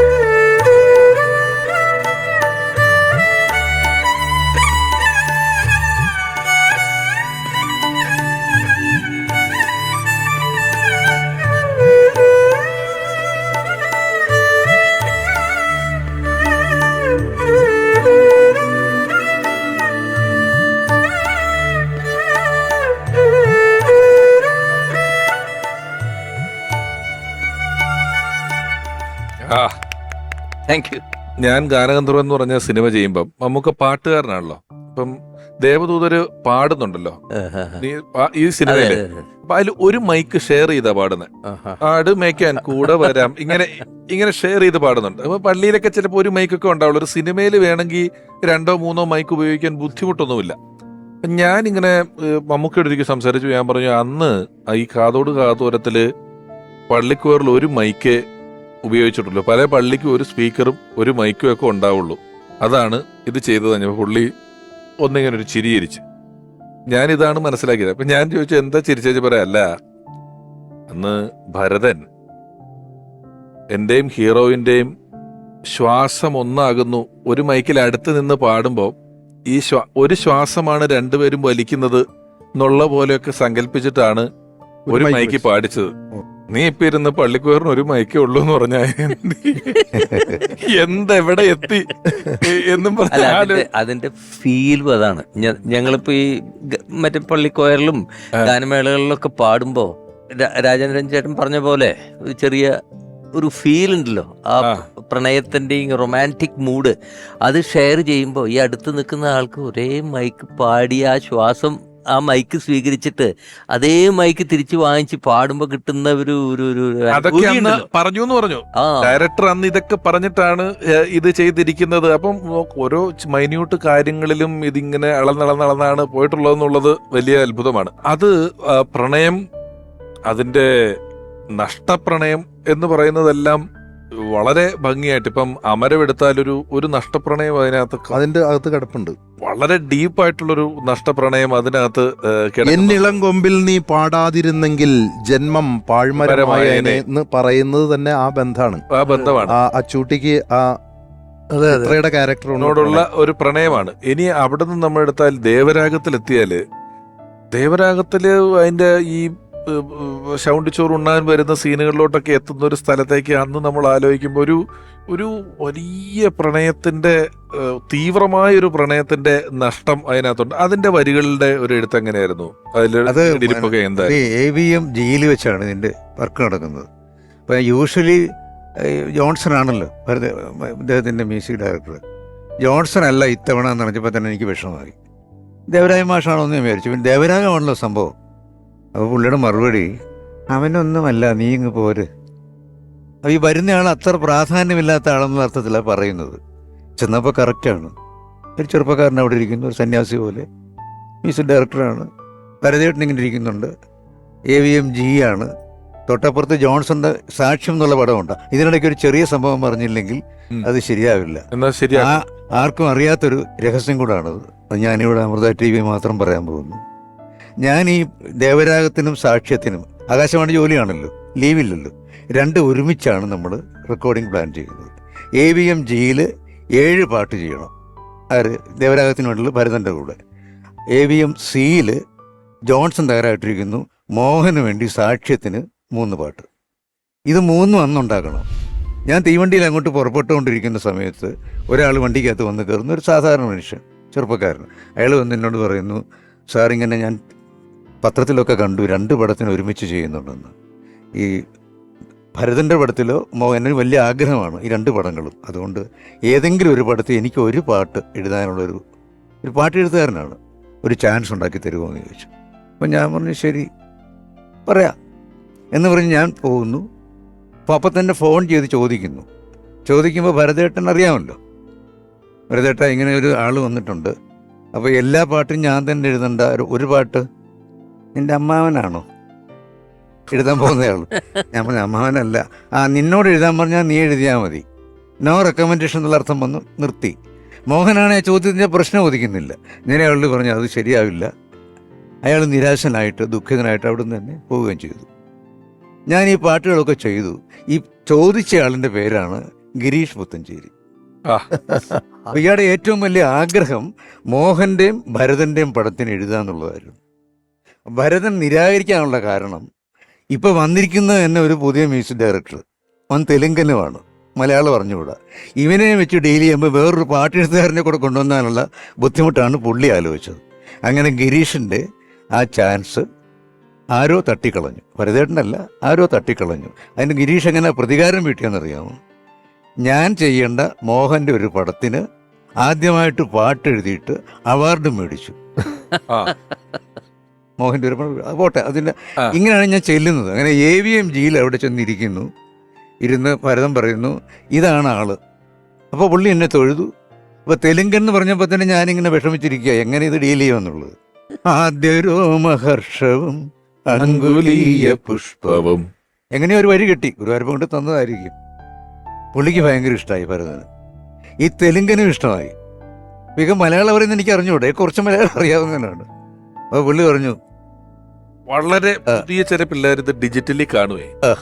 ഈ തെലുങ്കൻ ബാഹുബലിയുടെ ഒക്കെ മ്യൂസിക് ഡയറക്ടർ കീരവാണിയാണ് കേട്ടോ. ഓസ്കാർ അവാർഡ് കിട്ടിയ കീരവാണിയാണ് അവിടെ ഇരിക്കുന്ന തെലുങ്കൻ. ഓക്കെ, ഇനി പറഞ്ഞോളൂ. കീരവാണി എന്നുള്ള ആള് ഭരതനിലൂടെ പൊങ്ങി വന്നു എന്ന് പറയാൻ വേണ്ടിയാണ് ഈ തെലുങ്കൻ ഞാൻ പറഞ്ഞുകൊണ്ടിരിക്കുന്നത്. അപ്പോൾ ഈസി ആയിട്ട് എനിക്ക് ആദ്യ രോമഹർഷവും ഭരതന് വലിയ ഇഷ്ടമായി. രോമഹർഷം, ആദ്യ രോമഹർഷവും അങ്കുലീയ പുഷ്പവും അനുഭൂതി പകരുന്ന മധുരം സംഭവം നടക്കുന്നതേ. ഊട്ടി ഏതോ ഒരു സ്ഥലം. അപ്പൊ അങ്ങനെയുള്ള ഒരു സിറ്റുവേഷനിലേക്ക് ഈ ട്യൂൺ കറക്റ്റായിട്ട് വരുന്നു. പിന്നെ പടപടാന്ന് ആ പാട്ടങ്ങ് തീരുകയാണ്. അടുത്ത പാട്ട് അതുപോലെ, ഇന്ദ്രിയങ്ങളിൽ ശൈത്യ നീലിമ, സ്പന്ദനങ്ങളിൽ രാസചാരുത. ഇന്ദ്രിയങ്ങളിൽ ശൈത്യ നീലിമ, സ്പന്ദനങ്ങളിൽ രാസചാരുത, മൂടൽ മഞ്ഞല നീട്ടിശയ്യകൾ ദേവദാരുവിൽ വിരിഞ്ഞു മോഹനങ്ങൾ. ശിശിരകാല അപ്പൊ പുള്ളി പ്രത്യേകം എന്നോട് പറയുന്നു, ഭരതേട്ടൻ ആ നിന്റെ മറ്റവനെ ഉദ്ദേശിച്ചല്ലോ എന്ന്. ഏത്? ആ വിരിഞ്ഞു മോഹനങ്ങൾ. ആ സത്യഭാമയായിട്ടുള്ള ബന്ധം പുള്ളിക്കറിയാം. ആ മോഹനല്ലല്ലോ, ആ ഇത് മോഹനങ്ങളല്ലേ. അതെ അങ്ങനെ തമാശയുണ്ടായി. അങ്ങനെയാണ് ആ പാട്ടുണ്ടാവുന്നത്. അടുത്ത പാട്ടിലേക്ക്. ആ അവിടെയാണ് ഈ നേരത്തെ പറഞ്ഞ ഓസ്കാറിനെ പുള്ളി ശരിയാക്കിയത്. കാരണം ആ പുള്ളി ട്യൂണും കൊണ്ടിരിക്കുന്നു, പാട്ട് ട്യൂൺ വരുന്നില്ല. ബ്രാഹ്മണ കല്യാണമാണ്. ആ ഈ കല്യാണം അവതരിപ്പിക്കേണ്ട ട്യൂൺ പുള്ളിക്ക് കിട്ടുന്നില്ല കീരവാണിക്ക്. ആ. കീരവാണി ഇങ്ങനെ ആലോചിക്കുന്നുണ്ട്. ഭരതേട്ടനാണെങ്കിൽ അക്ഷമ 7 പാട്ടൊന്നും ഉണ്ടാക്കണം. ആ അപ്പുറത്ത് ഡേവിഡ് കാച്ചപ്പള്ളിയും മോഹനും.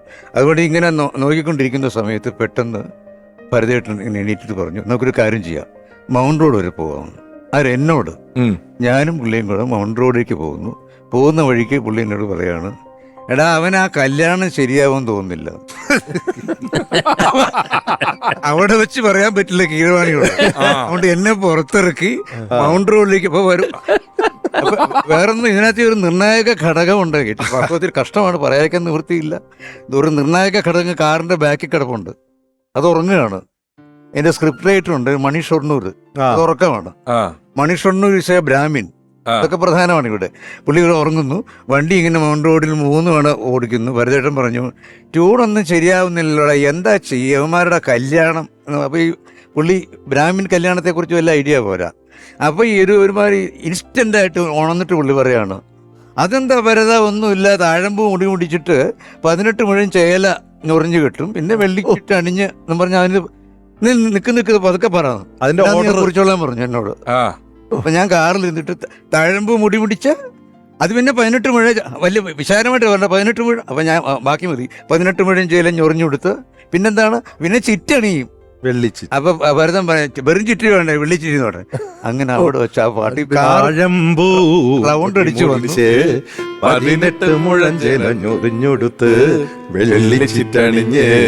ആഹാ, അടിപൊളി. എന്താണ് മൂക്കുത്തി അണിഞ്ഞ് സുജാ ചേച്ചി മകളൊരു സിന്ധു ദേവി അപ്പൊ സാധാരണ ബ്രാഹ്മിൻസ് പോലും ഞെട്ടിപ്പോയി. MDR എങ്ങനെ ഇത് ഗംഭീരമായിട്ട് ആ കംപ്ലീറ്റ് സാധനം വരികയാണ്.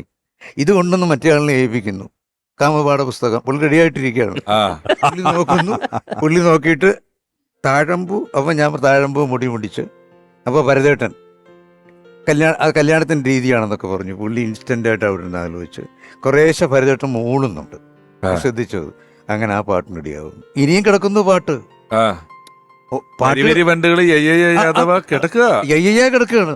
അപ്പോഴത്തേക്കും പുള്ളി പറഞ്ഞു യയ്യ എന്നുള്ള പാട്ടിന്റെ സിറ്റുവേഷൻ. അപ്പോൾ പുള്ളി ഒരു ട്യൂൺ ഇങ്ങോട്ട് ചൊല്ലി കേൾപ്പിച്ചു പുള്ളി. അപ്പം ഞാൻ പറഞ്ഞു ഇനി ചൊല്ലണ്ട, തെലുങ്ക് വേണ്ട, മലയാളം മതി എന്ന് പറഞ്ഞപ്പോൾ പുള്ളി ഇങ്ങനെ ചൊല്ലി.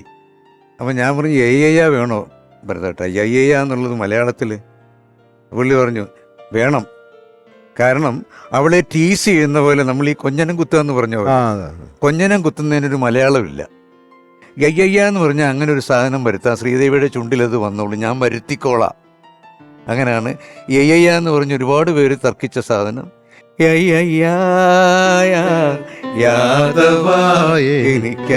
ഉണ്ണികൃഷ്ണനും കെ എസ് ചിത്രയും പാടുന്നു. അതൊക്കെ ഗംഭീരമായിട്ട് അതങ്ങ് മാറുകയാണ്.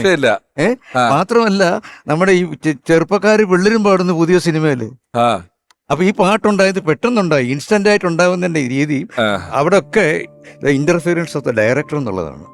പ്രത്യേകിച്ച് ഒരു ദ്വിഭാഷി വന്നിട്ട് പിന്നെ പുള്ളിക്ക് മലയാളം കുറേശ്ശെ പഠിച്ചു തുടങ്ങുന്നു ഭരതേട്ടൻ്റെ സഹവാസം കൊണ്ട്. ഒരു 2 മിനിറ്റ് കൊണ്ട് പാട്ടുണ്ടായി. പുള്ളി അവിടെ പിന്നെ അവിടെ AVM ജീവിതത്തിൻ്റെ ബാത്റൂം ഒക്കെ ഉണ്ട്. അപ്പോൾ ഭരതേട്ടൻ ഇങ്ങനെ ഇൻസ്ട്രക്ട് ചെയ്യുന്നത് ഒരു മ്യൂസിക് ഡയറക്ടർക്ക് ഇഷ്ടമാവില്ല. നോർമലി എപ്പോഴും കയറി ഇൻസ്ട്രക്ഷൻ പറ്റില്ലല്ലോ. അപ്പോൾ പുള്ളി ഇടയ്ക്ക് ബാത്റൂമിൽ പോകും. ബാത്റൂമിന് ഭരതേട്ടൻ അങ്ങനെ ഒരു രോഗമില്ലല്ലേ, ബാത്റൂമിൽ പോകുന്ന ദിവസമല്ലേ. ഈ പാട്ടിൻ്റെ സിറ്റുവേഷൻ പുള്ളി അവിടെ പോയി. അവിടെ പോയിട്ട് പുള്ളി ഒരു സാധാരണ രീതി പാടുകയാണ്. ഇങ്ങനെ പാടുന്നത്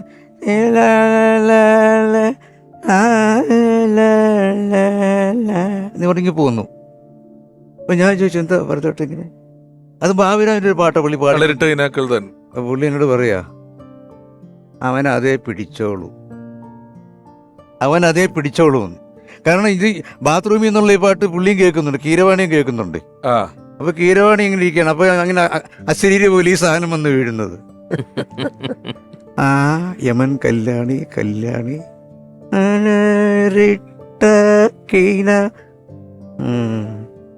ദേവപാദം തേടിടും സാലഭഞ്ജിക ഉടനെ അവിടെ ജനിച്ചു വീഴുന്നു. ആ. തളിരിട്ട കീനാക്കൾ തൻ താമര. അത് ഭരതേട്ടൻ ഇട്ടുകൊടുത്തൊരു സാധനം എന്ന് വെച്ചാൽ ആ. മോഷണമല്ല, ഒരു സാധനം ഒരു ഇട്ടപ്പോൾ മോട്ടിവേഷൻ. അതോടെ 7ാമത്തെ പാട്ടും അവിടെ തീർന്നു. ഇല്ലെങ്കിൽ അത്രയും പാട്ട് തീരില്ല അവിടെ. പിന്നെ ദേവരാഗത്തിന്റെ പാട്ട് ഒറ്റ ദിവസം കൊണ്ട് തീരുകയാണ്. ഏഴ് പാട്ടുകൾ. ശശികല ചാർത്തിയ ദീപാവലയല്ലേ? അതിനേക്കാൾ ഭീകരം അത്. ആ, ഭീകരോ? എന്നുവെച്ചാല് അതിഭീകരം. ആ, നമ്മുടെ ജീവിതത്തില് ദീപാവലി വേണ്ടെന്ന് ഞാൻ ആലോചിച്ചു. ആ. സകല ഫേസ്ബുക്കിലും ദീപാവലി വന്നൊരു ഇതാണ്, നാഷണൽ ആന്തം പോലെ. ആ.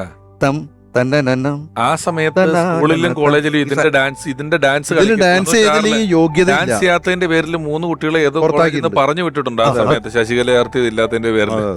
ആ, അതുണ്ടായത് ആ, അത് ഒറിജിനലി അദ്ദേഹത്തിന്റെയാണ്. ആ. ഒറിജിനലി മീൻസ് ഇതെല്ലാം അദ്ദേഹത്തിന്റെ തന്നെയാണ്. കീരവാണി അതിമനോഹരമായിട്ട് 3 മിനിറ്റ് കൊണ്ടാണ് ഈ സാധനം ഉണ്ടാക്കുന്നത്. അത് ഭരതനാണെങ്കിൽ ഭയങ്കര ഇഷ്ടമായി ആ തം തന്നെ തന്നെ. ആ. അതിനകത്ത് വേറൊരു തമാശ ഉണ്ടായി. അത് എനിക്ക് തോന്നുന്നു രാജാമണി അപ്പോൾ ഉണ്ടെന്ന് തോന്നുന്നു. ഇതിനകത്ത് ഈ തം തന്നെ പലരും പാടുന്നുണ്ട്. അപ്പോൾ ഭരതൻ പ്രത്യേകം ഇൻസ്ട്രക്ട് ചെയ്തു, ഇതിനകത്ത് പാടേണ്ട 2 ആർട്ടിസ്റ്റിലെ കൊണ്ടുവന്നിട്ടുണ്ട്. അവർ പ്ലേബാക്ക് സിംഗേഴ്സ് അല്ല, 2 കൊച്ചു പിള്ളേരാ, കുളന്തകള്. ആ. അപ്പോൾ കുളന്തകൾ വന്നിട്ട് കിളവികളെ കാണുന്നില്ല. പുള്ളി പറയാ കിളവികളെ കൊണ്ടുവരുന്നത്. അവർ 2 കിളവികളെ കൊണ്ടുവന്നു. ഞാൻ ഉദ്ദേശിച്ച് കാപ്പി കൊണ്ടുവരാൻ വന്നവരാണ് സ്റ്റുഡിയോയിൽ. ആക്ച്വലി അവർ വോയിസ് കൊടുക്കാൻ വന്നതാണ്. അതിനകത്ത് 2 കൊച്ചു പിള്ളേര് തള്ളിയും പാടുന്നുണ്ട്. ഉണ്ട്. അപ്പൊ പിന്നെ ഭരതേട്ടൻ ആ കിളവിയുടെ വോയിസ് ശരിക്കും കേൾക്കുന്നില്ല. അവിടുത്തെ സ്വീപ്പർക്ക് പാട്ടറിയില്ലല്ലോ. അവരോട് ഈ കീരവാണി കണ്ണൊക്കെ കാണിച്ച് തെലുങ്കൊക്കെ പറഞ്ഞാ പാടിക്കുന്നത്. തെലുങ്കാകുമ്പോ തെറിയാണെന്ന് അറിയില്ലല്ലോ. അങ്ങനെ അവർ ആകപ്പെട്ട് കഷ്ടപ്പെട്ട് പാടുകയാണ്. തം തന്നെ കാണിച്ച് പാടിക്കൊണ്ടിരിക്കുക. അപ്പൊ അവര് സ്ത്രീ പാടുന്നത്. അപ്പൊ പുള്ളി പറയാം കിളവികളുടെ എന്തെങ്കിലും കിട്ടിയാൽ മതി എന്ന്, ആ ക്രൗഡിന്റെ എഫക്റ്റ് ഉണ്ടാക്കാൻ. അവിടേക്കാണ് ഡയറക്ടറുടെ ഒരു അല്ല, അത് ഇതും കൂടെ പറഞ്ഞ നമുക്ക് അവസാനം. അതായത് ഈ കോറസ് പാടുമ്പോ ഇപ്പൊ കോറസ് ഫീൽ ചെയ്യാത്തത് എല്ലാം പാട്ട് പഠിച്ച ആൾക്കാർ ശ്രുതി നോക്കി വളരെ കൃത്യമായിട്ട് പെർഫെക്റ്റ് ആയിട്ട് പാടുന്നതുകൊണ്ട് നമുക്ക് കോറസ് ഫീൽ ചെയ്യില്ല. ഈ ദേവദൂതർ എടുത്താലും ഇതിലൊക്കെ ഉള്ള കോറസുകൾ നമുക്ക് ഫീൽ ചെയ്യുന്നത് പല ആളുകളിൽ നിന്ന് പാടുമ്പോൾ തന്നെയാണ്. ഇത് എല്ലാം പെർഫെക്റ്റ് ആയിട്ട് മെലഡൈൻ ചെയ്ത് കറക്റ്റ് ആയിട്ട് പിടിച്ചങ്ങ് വെച്ച് കഴിഞ്ഞാൽ സിംഗിൾ വോയിസ് ആയി പോകും. സിംഗിൾ വോയിസ് ആണ്. ഭരതൻ എന്ന ഏറ്റവും പ്രതിഭാധനായ സംവിധായകന്റെ ഓർമ്മകളിലേക്ക് ഒരുപാട് ചിത്രങ്ങളിൽ നായികയായി അഭിനയിച്ച നമുക്ക് എല്ലാവർക്കും പ്രിയപ്പെട്ട ജലജ. ഭരതേട്ടൻ വന്ന ചെന്നൈയിൽ വെച്ച് ഞാനൊരു ഫിലിം ഷൂട്ടിങ്ങിന്റെ സമയത്ത് എന്നെ കാണാൻ വന്നിരുന്നു. ഒരു പുതിയ പടം തുടങ്ങുകയാണ്, അതിൽ ജലജയ്ക്ക് പറ്റിയ ഒരു റോളാണെന്ന് പറഞ്ഞു. അപ്പോൾ ഡേറ്റ്സ് പറഞ്ഞപ്പോഴത്തേക്കും ഞാൻ വേറൊരു കമ്മിറ്റ് ചെയ്ത ഒരു പടമായിരുന്നു. അപ്പോൾ അത് എനിക്ക് ഭയങ്കര വിഷമമായിരുന്നു. എന്താ വെച്ചാൽ ഭരതേട്ടൻ്റെ പടത്തിൽ ചെയ്യുന്നു എന്ന് പറഞ്ഞാൽ അത് നല്ലൊരു ക്യാരക്ടറും ആയിരുന്നു. പടത്തിന്റെ പേര് മർമരം എന്ന് പറഞ്ഞിരുന്നു. പക്ഷേ ഒരു 4-5 മാസം കഴിഞ്ഞിട്ടാണെന്ന് തോന്നുന്നു വീണ്ടും ചെന്നൈ വെച്ച് തന്നെ ചേട്ടനെ കാണാൻ പറ്റിയായിരുന്നു. അപ്പം ഞാൻ ആദ്യം ചോദിക്കുന്നത് വന്ന് ചേട്ടൻ മർമരങ്ങളുടെ ഷൂട്ടിംഗ് കഴിഞ്ഞു എന്നാണ്. അപ്പം എൻ്റെ ഓർമ്മയിൽ മർമരങ്ങൾ എന്നായിരുന്നു.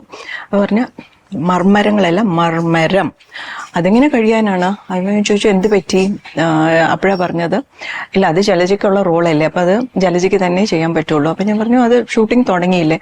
അല്ല അതിൽ വിചാരിച്ചിരുന്ന നായികയൊക്കെ വന്ന് അവർ ഷൂട്ടിംഗ് തുടങ്ങി, പക്ഷെ അവർക്ക് സുഖമില്ലാതായതുകൊണ്ട് അത് പാക്കപ്പ് ചെയ്യേണ്ടി വന്നു. അപ്പം ഡേറ്റ്സ് എല്ലാം മാറി അങ്ങോട്ടേക്ക്.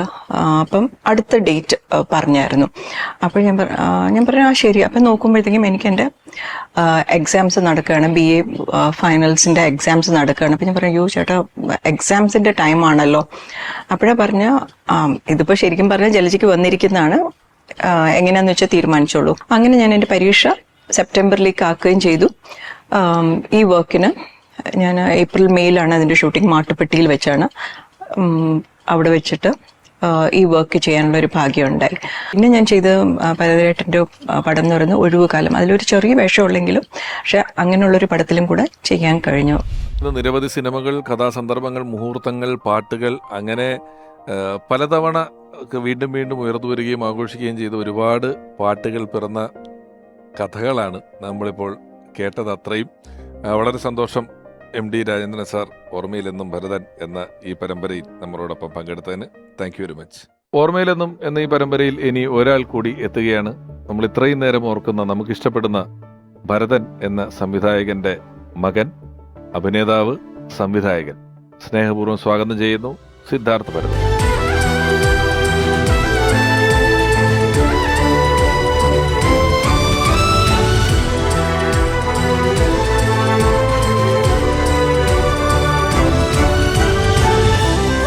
സിദ്ധു, ഒരിക്കൽ കൂടി സ്വാഗതം. സിദ്ധു നമ്മുടെ എപ്പിസോഡിൽ രണ്ടാമതാണ് വരുന്നത്. രണ്ടും വലിയ ലെജൻഡുകൾക്ക് വേണ്ടിയാണ്. KPSC ലളിത ചേച്ചി അമ്മ എപ്പിസോഡിൽ വന്നു. ഇപ്പം അച്ഛൻ ഭരതൻ സാറിന്റെ എപ്പിസോഡ്. അച്ഛന്റെ സിനിമകളിൽ പോയിട്ടുള്ള സെറ്റ് ഏതാണ് ആദ്യം ഓർമ്മയിൽ? ആദ്യം എനിക്ക് വലിയ അറിയില്ല അതിന്റെ ഓർഡർ. ആദ്യം ഞാൻ ഏതൊക്കെ പടത്തിൽ പോയിട്ടുണ്ടെന്ന് പറയാം, അതിന്റെ ക്രോണോളജിയിൽ വയ്ക്കാം. ദേവർമകന്റെ സെറ്റിൽ ആ ഡാം പൊളിയുന്ന മിനിയേച്ചർ ഷൂട്ട് ചെയ്യുന്നത് കണ്ടിട്ടുണ്ട്. അതിന്റെ ബാക്കിയുള്ള രംഗങ്ങൾ ഷൂട്ട് ചെയ്യണത് വെള്ളം തെറിച്ച് വരുന്ന അത് കണ്ടിട്ടുണ്ട്. ചമയത്തില് രാഗദേവനം എന്ന് പറഞ്ഞ സോങ് ഷൂട്ട് ചെയ്യുന്നത്, അതില് മറ്റേ കുറെ അണ്ടർ വാട്ടർ സീക്വൻസ് പോലെ അന്ന് ചെയ്തിരുന്നു. അപ്പോൾ അത് കണ്ടിട്ടുണ്ട്. വൈശാലിയുടെ ലൊക്കേഷനിൽ പോയിട്ടുണ്ട്. മറ്റേ ഇടുക്കി, വെങ്കലം, മിക്ക സെറ്റ്സിലും. എനിക്ക് ദേവർമകനിലെ മിനിയേച്ചറും മറ്റേ സെറ്റ്സും ഏറ്റവും ആദ്യം ഓർമ്മയിൽ നിൽക്കുന്ന ഒരു, അതൊരു ടെക്നിക്കാണല്ലോ, ഒരു ഫിലിം മേക്കിംഗ് ഒരു സാധനത്തിന്റെ. സോ അതെപ്പോഴും ഫ്രഷ് ആണ്. വളരെ ചെറിയ, അല്ലെങ്കിൽ സിനിമ എന്താണ്, സിനിമാക്കാരൻ ആരാണ്, അച്ഛന്റെ വലിപ്പം എന്താണ് എന്നൊന്നും അറിയാത്ത സിദ്ധനെ സംബന്ധിച്ച് ആ സമയത്തൊക്കെ നല്ല തിരക്കുള്ള സമയമല്ലേ അച്ഛന്. ഫ്രീക്വന്റ് ആയിട്ട് വീട്ടില് കിട്ടാറുണ്ടാവില്ല എന്നുള്ളതാണ്. ഈ ചിത്രം വരെ ഉള്ളത് കൊണ്ട് തന്നെ ആ സമയത്ത് നിങ്ങൾക്ക് വീട്ടിൽ പടം വരച്ചേറുള്ള പരിപാടികളൊക്കെ ഉണ്ടായിട്ടുണ്ടോ എപ്പോഴെങ്കിലും? വീട്ടില് പടം വരയ്ക്കണം എന്ന് ആവശ്യപ്പെടാറുണ്ട്. അതായത് ശ്രീകുട്ടി എന്റെ ചേച്ചി, ഇപ്പൊ അവളെ കുറിച്ച് പറയുന്നുണ്ട്. അപ്പൊ ശ്രീയുടെ അടുത്ത് അച്ഛൻ സ്പെസിഫിക്കലി പറയാറുണ്ട്, പാട്ട്, ഒരു പർട്ടിക്കുലർ ഒരു പാട്ട് എനിക്ക് ശരിക്കും ഓർമ്മ കിട്ടണല്ലോ ആ പാട്ട്. ഒന്നില്ലെങ്കിൽ ആ പാട്ട്, അല്ലെങ്കിൽ പുള്ളിയുടെ ഒരു മൊണോലിസ പോലത്തെ പിയാത്ത എന്ന് പറയുന്ന ഒരു വേറൊരു ഒരു സ്കൾപ്ചർ ഉണ്ട്, അതിൻ്റെ ഒരു ഡ്രോയിങ്. ഇത് രണ്ടെണ്ണം ഏതെങ്കിലും നന്നായി ചെയ്യുന്ന ആരാണെങ്കിലും ഇവിടെ റിബൺ കെട്ടിയ ഒരു മോപ്പഡ് നിൽക്കുന്നതാണ് പറഞ്ഞത്. റിബൺ കെട്ടിയ സാധനം ഇവിടെ നിൽക്കും. അപ്പൊ ഞാൻ കുറച്ചാളൊക്കെ ട്രൈ ചെയ്തിട്ടുണ്ട്, ഇപ്പൊ കിട്ടിയാലോ മോപ്പഡ്. എനിക്ക് മനസ്സിലായി ഇത് നടക്കാൻ പോടില്ല. മോപ്പഡ് നമുക്ക് ആലോചിക്കാം. ശ്രീ പിന്നെ ട്രൈ ഉണ്ടായിരുന്നു, പക്ഷെ മോപ്പഡ്, റിബൺ കിട്ടിയ മോപ്പഡ് വന്നില്ല എന്നുള്ളതാണ്. പെർഫെക്റ്റ് ആയാലേ ഉള്ളൂ. അത് ശ്രീയാണ് പിന്നെയും കുറച്ചുകൂടെ ബെറ്റർ എന്നെക്കാട്ടിലും. ചിത്രം വരയ്ക്കലായാലും പാട്ടുപാടലായാലും ഒക്കെ. ഞാനത് മൂത്ത ആളല്ലേ, അവരെടുത്തോട്ടെ, അവർക്ക് കുറിച്ച് കൊടുത്തത്. മാളൂട്ടിയെ കുറിച്ച് നമ്മൾ വീണ്ടും പറയേണ്ടതായിട്ടുണ്ട്. അന്ന് ആ ഒരു സിനിമ, അന്ന് അത്രയും നമ്മളിപ്പോ പറഞ്ഞ പോലെ, ഇപ്പം തേവർമകന്റെ ഡാം പൊട്ടിക്കുന്ന സീൻ എന്നൊക്കെ പറഞ്ഞതുപോലെ, ഒരു സാങ്കേതികത്വങ്ങൾ ഇത്രയും പരിമിതമായ ഒരു സമയത്ത് അതിനെ ഇത്രയും ഹോൾഡ് ചെയ്ത് നിർത്തുക എന്ന് പറയുന്ന ഒരു കാര്യമുണ്ട്. ഇതിന്റെ മാളൂട്ടിയുടെ ഷൂട്ടിങ് ഞങ്ങളുടെ വീടിന്റെ പുറകില് നടത്തിയിട്ടുണ്ട്. അതായത് ഈ കുഞ്ഞു വീഴുന്നു അല്ല, ആ ഹോള് ഒരു പോർഷൻ ഉണ്ടാക്കിയിരിക്കുകയാണ്, ഇങ്ങനെ ഒരു സിലിണ്ടറിക്കൽ പോലെ. എന്നിട്ട് അതിന്റെ കുറച്ച് പാച്ച് എടുക്കണമായിരുന്നു. അപ്പൊ അത് നമ്മുടെ വീടിന്റെ പുറകിലാണ് ചെയ്തത്, ബാക്ക് യാർഡില്. ഇത് മാത്രം കൊണ്ടുവന്ന് വെച്ചാൽ മതിയല്ലോ, അതിനായിട്ട് ലൈറ്റും ഈ കൊച്ചിനെ അവിടെ ഇരുത്തിയിട്ട് ചെയ്യണത് നമ്മളൊക്കെ കണ്ടോണ്ടിരിക്കുകയാണ്. ഒരു ജസ്റ്റ് ഒരു ഫസ്റ്റ് ഫ്ലോറിൽ നിന്ന് ശ്രീകുട്ടിയൊക്കെ ഇങ്ങനെ എത്തി നോക്കി കാണുന്നുണ്ട്. അപ്പൊ അന്ന് ആ കുട്ടിക്ക് ഒരു ട്രോമ ഉണ്ടായി. ഒറിജിനൽ ഷൂട്ട് ചെയ്ത സമയത്ത് രാത്രി ഷൂട്ട് ചെയ്യുമ്പോൾ ഈ മഴവെള്ളം ഒലിച്ചു വരുന്നത് ഇവരെടുത്ത സമയത്ത് ഇവരെങ്ങാണ്ട് ഇച്ചിരി വെള്ളം നോർമൽ ടെമ്പറേച്ചർ ആയിരുന്നു, രാത്രിയായിരുന്നു. അപ്പൊ കൊച്ചിന് തണുപ്പടിച്ചു, കൊച്ചിന് ട്രോമയായി. പിന്നെ അതിൽ ഇതിനകത്ത് ഇരുത്തുമ്പോൾ വേറെ റിയാക്ഷൻസ് എടുക്കുമ്പോൾ കൊച്ചു പറയണ വെള്ളം ഒഴിക്കല്ലേ പ്ലീസ്, വെള്ളം ഒഴിക്കല്ലേ. ഇതായതാണ്. ഇവര് പറയുന്നുണ്ട് ഇല്ലല്ല വെള്ളമൊക്കെ ചൂടാക്കി വെച്ചിട്ടുണ്ട്. പാടാണ് ഈ കുട്ടിയെ വെച്ചൊക്കെ ഷൂട്ട് ചെയ്യുക എന്ന് പറഞ്ഞാൽ കരിച്ച കളിയാണ് അന്നത്തെ കാലത്ത് അല്ലേ. ആൻഡ് അത് സക്സസ്ഫുള്ളി അന്ന് ഷൂട്ട് ചെയ്ത് തീർക്ക്. അപ്പൊ ഇത്തരം ഗ്ലിംസസ് ഒക്കെ ഞാനൊരു സംവിധായകനാവുന്നതിൽ ഒരുപാട് ആഡ് ചെയ്തിട്ടുണ്ട്, നമ്മൾ ആഗ്രഹിക്കുന്നതിലും. നിങ്ങൾക്ക് അങ്ങനത്തെ ഒരു ആർട്ടിന്റെ ഇത് കിട്ടിയിട്ടുണ്ടോ? അത് വരാകിര ഒന്നും ഇല്ല, എന്നാലും ഐഡിയ വരും. ഫോട്ടോ ഒക്കെ എടുക്കും. രതിനിർവേദം എന്ന് പറയുന്ന പടം എടുക്കുമ്പം അത് വേറൊരു കൗമാരത്തിന്റെ കൗമാര ചാബല്യങ്ങളുടെ, അതായത് നമ്മുടെ സമൂഹത്തിൽ ആൺകുട്ടികൾക്ക് ഉണ്ടാകുന്ന ഒരു കൗമാരത്തിലുണ്ടാകുന്ന എല്ലാ ഫ്രസ്ട്രേഷൻസും അതിന്റെ ഒരു വലിയ മെസ്സേജുള്ള സിനിമ അത്. അതെ. അപ്പൊ ഭരതേട്ടനെ ഒരുപാട് പേര് അന്ന് പറഞ്ഞിരുന്നു, ഭരതേട്ടന്റെ സിനിമകൾ എന്ന് പറഞ്ഞാൽ സെക്സിന്റെയും വയലൻസിന്റെയും അതിഭാവത്തുള്ള സിനിമകൾ എന്നാണ്. പക്ഷേ അതിനകത്തൊക്കെ വലിയ മെസ്സേജുകളായിരുന്നു.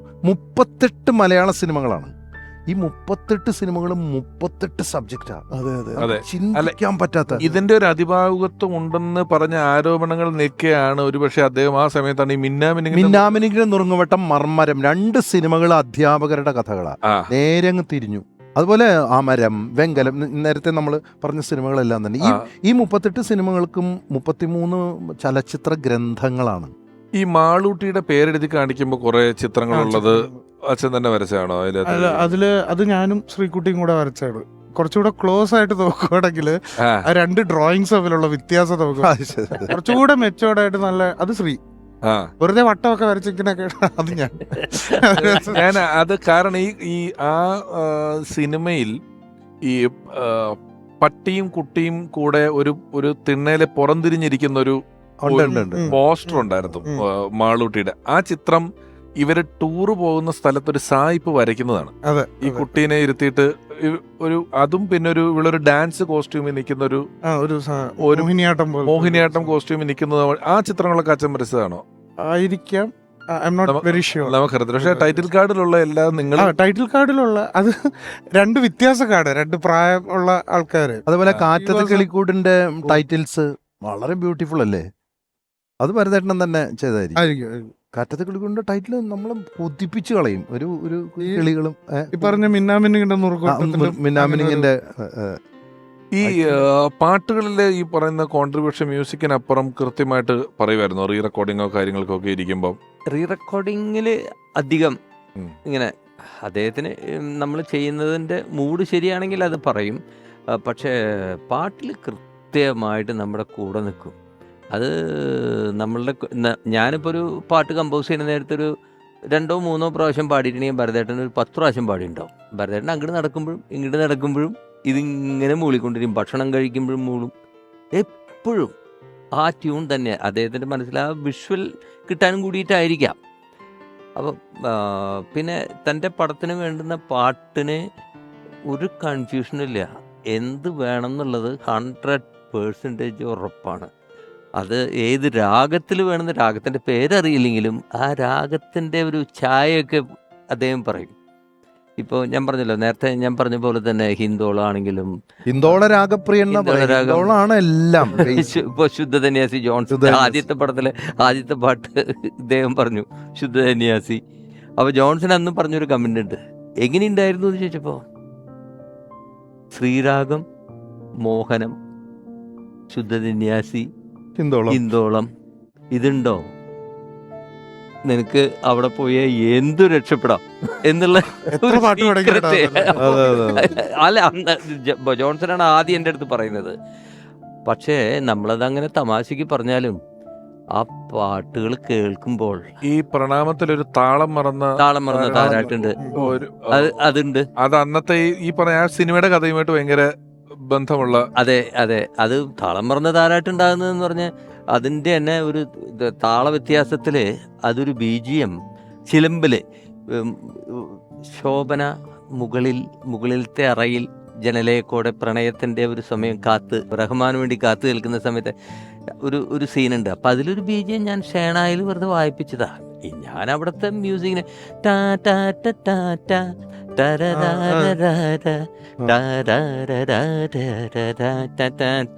ഇത് ഞാനിങ്ങനെ അപ്പൊ ഷേണായിൽ വായിക്കണം ഭരതേട്ടൻ എന്താണ് അതങ്ങോട്ട് അപ്പൊ എനിക്ക് എത്രമാത്രം ആസ്വദിക്കാൻ അതുണ്ടെന്ന് അറിയില്ല.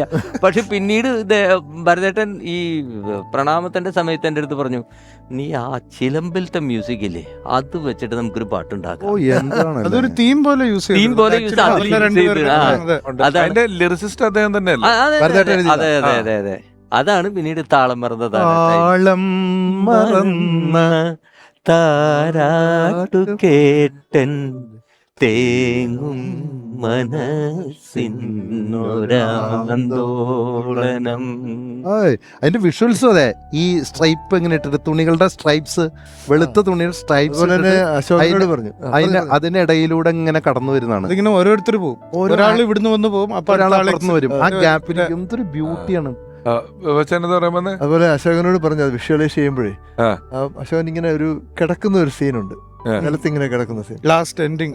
അപ്പൊ പറഞ്ഞ നീ ഒരു അമ്മയുടെ ഗർഭപാത്രത്തിൽ ഒരു ശിശു എങ്ങനെയാണ് കിടക്കുന്നത് അതുപോലെ നീ കിടക്കണമെന്ന് പറഞ്ഞ് ഇങ്ങനെ വളഞ്ഞ് ഇങ്ങനെ കിടത്തി ആ താരാട്ട് പാടുന്നതിന്റെ ആ ഒരു ഫീല് കിട്ടാൻ വേണ്ടിട്ട് പിന്നെ അമ്മയെ മിസ് ചെയ്യണത് അമ്മയാണ് ആ ക്യാരക്ടർ. എന്ത് മനസ്സിൽ കിടക്കുന്ന ഐഡിയാസ് ഒക്കെ. നമ്മൾ നേരത്തെ പറഞ്ഞ പോലെ ഭരതേട്ടൻ കൊണ്ടുവന്ന ഒരുപാട് പ്രതിഭാശാലികളായിട്ടുള്ള അഭിനേതാക്കൾ, അതില് പാഥേയം എന്ന ചിത്രത്തിലൂടെ ഭരതേട്ടൻ കണ്ടെത്തിയ ഒരു പ്രിയപ്പെട്ട നായിക അഭിനേത്രി ചിപ്പി ഇപ്പോൾ ഭരതേട്ടനെ ഓർക്കുന്നു. പാഥേയത്തിനെ കുറിച്ച് പറയുകയാണെങ്കിൽ ഒരു ന്യൂ കമ്മറിന് കിട്ടാൻ പറ്റുന്ന ഏറ്റവും വലിയ ഒരു ഭാഗ്യമുള്ള ഒരു പ്രോജക്റ്റ് ആയിരുന്നു പാഥേയം. കാരണം അതിൻ്റെ മെയിൻ എന്ന് പറഞ്ഞാൽ ഭരതൻ അങ്കിളാണ് അതിൻ്റെ ഡയറക്ടർ. ഭരത് ഗോപി അങ്കിളും ഭാവചിത്ര ജയകുമാർ അങ്കിളും കൂടെ ചേർന്നിട്ടാണ് പ്രൊഡ്യൂസ് ചെയ്തത്. ലോഹിത സാറിൻ്റെ ആണ് രചന. മമ്മൂക്ക അഭിനയിക്കണു. പിന്നെ മധു അമ്പാട്ട് ക്യാമറ. അങ്കിൾ എൻ്റെ ഫോട്ടോസേ കണ്ടിരുന്നുള്ളൂ അന്ന് പാഥേയത്തിന് വന്നപ്പോൾ. എൻ്റെ ഫോട്ടോസ് കണ്ടു, എന്നെ നേരിട്ട് കാണണമെന്ന് പറഞ്ഞിട്ട് ഞാൻ ചെന്നൈയിൽ അങ്കിളുടെ വീട്ടിൽ പോയി. അപ്പോൾ അന്ന് അവിടെ സംസാരിച്ചു. എന്നിട്ട് എന്നോട് പടത്തിൻ്റെ ഡേറ്റാണ് പറഞ്ഞത്. നമ്മൾ കൊടൈക്കനാലിൽ ഷൂട്ടിംഗ് ആണ്, അപ്പോൾ ഇന്ന ദിവസമാണ് അവർ കോൺടാക്ട് ചെയ്യും എന്ന് പറഞ്ഞു. 2-3 ദിവസം ഞാൻ ലൊക്കേഷനിലുണ്ടായിരുന്നു. അപ്പം ഈ പറഞ്ഞ പോലെ ഷൂട്ടിംഗ് കാണും, എല്ലാവരുമായിട്ട് പരിചയമായി. അപ്പോൾ ഒരു ദിവസം മേക്കപ്പ് മാൻ മണിച്ചേട്ടനോട് പറഞ്ഞു അവളെ റെഡിയാക്കുക എന്ന് പറഞ്ഞു. അപ്പോൾ മണിച്ചേട്ടൻ എനിക്ക് നല്ല മേക്കപ്പ് ഒക്കെ ഇട്ട് എൻ്റെ മുടിയൊക്കെ ഇങ്ങനെ നല്ല പോണിറ്റെയിലൊക്കെ കെട്ടി, കാരണം ആ ഒരു ഏജും ആണല്ലോ, അങ്ങനെ കെട്ടി ഒക്കെ വന്നു. അപ്പോൾ ഷോട്ട് എടുക്കാൻ പോകും. അപ്പോൾ എല്ലാവരും വന്നിട്ട് എടുക്കാൻ പോവാണ്, തുടങ്ങാൻ പോവാണെന്നൊക്കെ പറഞ്ഞ് അങ്ങനെ ഞാൻ വന്നു. അപ്പോൾ അങ്കിൾ അവിടെ ചേർന്നിൽ ഇങ്ങനെ ഇരുന്നിട്ട് എന്നെ ഇങ്ങനെ നോക്കി, എന്നിട്ട് മണി എന്ന് വിളിച്ചു. അപ്പോൾ മണിച്ചേട്ടൻ ഓടി വന്നു. നീ എന്താ അവളുടെ മുഖത്ത് ചെയ്തു വെച്ചിരിക്കുന്നത്, എല്ലാം തുടക്കിയെന്ന് പറഞ്ഞു. മണിച്ചേട്ടൻ ഫുൾ ക്രീം ഇട്ട് കംപ്ലീറ്റ് മേക്കപ്പ് മാറ്റി, അവളുടെ മുടി അഴിച്ചിട്ട്, അവൾ എപ്പോഴും ഇടുന്ന പോലെ അഴിച്ചിട്ടേ എന്ന് പറഞ്ഞു. അഴിച്ചിട്ട് എന്നിട്ട് പറഞ്ഞു നീ അങ്ങോട്ട് ചെന്നിട്ട് അവിടെ നിന്ന് ഇങ്ങോട്ട് നടന്ന് വരണം എന്ന്. അപ്പം ഞാൻ പറഞ്ഞു ശരി. അവിടെ നിന്ന് ചെന്നു, നടന്നു വന്നു. അപ്പോൾ എല്ലാവരും നോക്കി ഓക്കെ എന്ന് പറഞ്ഞു. അപ്പോൾ എൻ്റെ അടുത്ത് പറഞ്ഞു ഒന്നും കൂടെ. അപ്പോൾ അത് റിഹേഴ്സലായിരുന്നു, അപ്പോൾ എനിക്കറിയില്ലായിരുന്നു അത്. അപ്പോൾ ഒന്നും കൂടെ പോയിട്ട് ഒന്നും കൂടെ നടന്നു വന്നേന്ന് പറഞ്ഞു. ഞാൻ ഒന്നും കൂടെ പോയിട്ട് ഒന്നും കൂടെ നടന്നു വന്നു. അപ്പോൾ എല്ലാവരും കൈയടിച്ചു. അപ്പോഴെനിക്ക് മനസ്സിലായത് ഷോട്ടായിരുന്നു എന്ന്. കാരണം ആ സിനിമയിൽ എനിക്കൊന്ന് ആ ഒരു ഷോട്ടിൽ വേണ്ടത് ആ ഒരു പരിഭ്രമമായിട്ട് നടന്നു വരുന്നതായിരുന്നു. കാരണം ഇത്രയും വലിയൊരു എഴുത്തുകാരൻ കാണാൻ വരുമ്പോൾ അതിൻ്റെ ഒരു ടെൻഷനിൽ നടന്നു വരുന്നതായിരുന്നു. അപ്പോൾ എനിക്ക് ഒന്നും പറഞ്ഞു തന്നില്ല വെറുതെ. കാരണം എൻ്റെ ഒരു ടെൻഷനും എല്ലാം അങ്കിളിന് അറിയാവുന്നതുകൊണ്ടായിരിക്കും അത്ര സ്മൂത്തായിട്ടാണ് ആ സിനിമ ചെയ്തത്. ഇപ്പോഴും ഇത്രയും വർഷം കഴിഞ്ഞിട്ടും ആ കഥാപാത്രത്തിനെ കുറിച്ചും ഞാൻ അഭിനയിച്ചതിനെ കുറിച്ചും ഒക്കെ ഓരോരുത്തർ പറയുമ്പോൾ എനിക്ക് ഭയങ്കര സന്തോഷമാണ്. പാഥേയം, അതുപോലെ അന്നെടുത്താൽ ചമയം എന്ന് പറയുന്ന സിനിമ, ആദ്യം മുതലുള്ള എല്ലാ സിനിമകളും ഗംഭീരല്ലേ. പ്രയാണം, ഗുരുവായൂർ കേശവൻ ഒരു സിനിമ, ആന മൃഗം. ഗുരുവായൂർ കേശവൻ എന്ന് പറഞ്ഞാൽ അന്നത്തെ ഒരു വലിയൊരു ആനയാണ് ഈ നായരമ്പലം ശിവജി. ആ ആനയെ മെരുക്കി ആ രൂപത്തിലാക്കി, അതിലെ പാട്ടുകളും അതിന്റെ വിഷ്വൽസും. ഞാൻ ഈ പാട്ടിനെ പറ്റി പറഞ്ഞ സാഹചര്യത്തിൽ ഈ ഇടയ്ക്കൊരു ഞാൻ നെറ്റ് നോക്കിയപ്പം നമ്മൾ ആക്ഷൻ ഹീറോ ആയിട്ടാണ് സ്ഥിരം കണ്ടിട്ടുള്ളതെങ്കിലും, അല്ലെങ്കിൽ വില്ലനായി ആക്ഷനായി ഫൈറ്റാണ് പ്രധാന പരിപാടിയെങ്കിലും ബാബു ചേട്ടനൊരു ഗംഭീര പാട്ടുകാരനാണ്. പാടാൻ പറഞ്ഞപ്പോൾ ഇങ്ങനൊന്നും ആക്കി പാടുന്ന ആളല്ല, നേരെ പാടുവോ? നേരെ പാടുന്ന ഒരാളാണ്, നന്നായിട്ട് പാടുന്ന ആളാണ്. അപ്പോ ശ്രുതിയും താളവും നമുക്ക് അറിയില്ല. എന്റെ ബാബു, ഞാൻ പറയട്ടെ, എൻ്റെ ഒരു ഇത്രയും പറഞ്ഞുകൊണ്ട് ഞാൻ പറയാം, ഞാൻ പാടുന്ന ഒഴികെ ബാക്കി പാടുന്ന എല്ലാവരിലും അതിന്റെ ഉള്ളിൽ കാണുന്ന പ്രത്യേകതകൾ ആസ്വദിക്കുന്ന ഒരാളാണ്. ധൈര്യമായിട്ട് പാടിക്കും. മാത്രല്ല താളം മറന്നുള്ള പാട്ട് ചെയ്ത ആളല്ലേ, അപ്പൊ പിന്നെ ഇവിടെ താളം മറന്നാലും ഒരു പ്രശ്നമില്ല. അതെ. പൂവേണം, പൂപ്പട വേണം, പൂവിളി വേണം, ൂണാരം ചാർത്തിയ കന്നി പൂമകൾ വേണം, നത്തേ കാവിൽ നിന്നും തേവര് താഴെഴുന്നള്ളും നേ, ഓലോലം മഞ്ചൽ മൂളി പോരുന്നുണ്ടേ, മൂളി പോരുന്നുണ്ടേ, പൂവേണം, പൂപ്പട വേണം, പൂവിളി വേണം, ൂണാരം ചാർത്തിയ കന്നി പൂമകൾ വേണം. ഇതൊക്കെ ഒരു സ്പിരിറ്റ് ആണ്. ഇതൊക്കെ കേട്ട് കഴിഞ്ഞാൽ എന്താ പറയാ, വൺസ് മോർ എന്ന് പറയാൻ. ചുരം എന്ന് പറയുന്ന ഒരു ചിത്രത്തിലെത്തി നിൽക്കുമ്പോൾ പോലും അതിൽ എത്രയോ ക്യാരക്ടേഴ്സ് ചായക്കടയിലാണെങ്കിലും അതിലും ഈ പറഞ്ഞ ആനിമൽസിന്റെ സാധനം ഉണ്ട്. ഒരു ആനക്കുട്ടി ആനേനെ റെസ്ക്യൂ ചെയ്യുന്ന സീൻ അതിനകത്തുണ്ട്. അതായത് ഒരു മിക്ക സിനിമകളിലും അങ്ങനെയൊക്കെ ഒരു പാർട്ടിസിപ്പേഷൻ, പ്രകൃതിയുമായിട്ട് അടുത്ത് നിൽക്കുന്ന ഒരു പ്രകൃതിയുമായിട്ട് കണക്ട് ചെയ്യുന്ന കുറെ എലമെന്റ്സ് സിനിമയിൽ എങ്ങനെയൊക്കെയോ. അല്ല, ഭരതേട്ടന്റെ സിനിമകൾ എന്ന് പറഞ്ഞാൽ അതിന് മണ്ണിന്റെ ഒരു സുഗന്ധം ഉണ്ടാവും, പെണ്ണിന്റെ ചൂരുണ്ടാവും, എവിടെയും ഏത് ഫ്രെയിമിലും പ്രകൃതിയുടെ ഒരു കീറ്, ഒരു ചീന്ത അവിടെ ഉണ്ടാവും. അതാണ് ഭരതേട്ടന്റെ പ്രത്യേകത. ഓർമ്മയിലെന്നും ഭരതൻ 38 മലയാള ചിത്രങ്ങൾ, 5ഓളം തമിഴ് ചിത്രങ്ങൾ, അങ്ങനെ 50 വയസ്സിനുള്ളിൽ ഒരുപാട് ചിത്രങ്ങൾ മലയാളിക്ക് സമ്മാനിക്കുന്നു. അതെല്ലാം കാലത്തെ അതിജീവിച്ച് മുന്നിലേക്ക് പോയിക്കൊണ്ടിരിക്കുന്നു. ആ ഒരു മഹാപ്രതിഭയുടെ ഓർമ്മകൾ പങ്കുവെച്ചുകൊണ്ടായിരുന്നു ഓർമ്മയിലെന്നിന്റെ കഴിഞ്ഞ ലക്കങ്ങൾ മുന്നിലേക്ക് പോയിക്കൊണ്ടിരുന്നത്.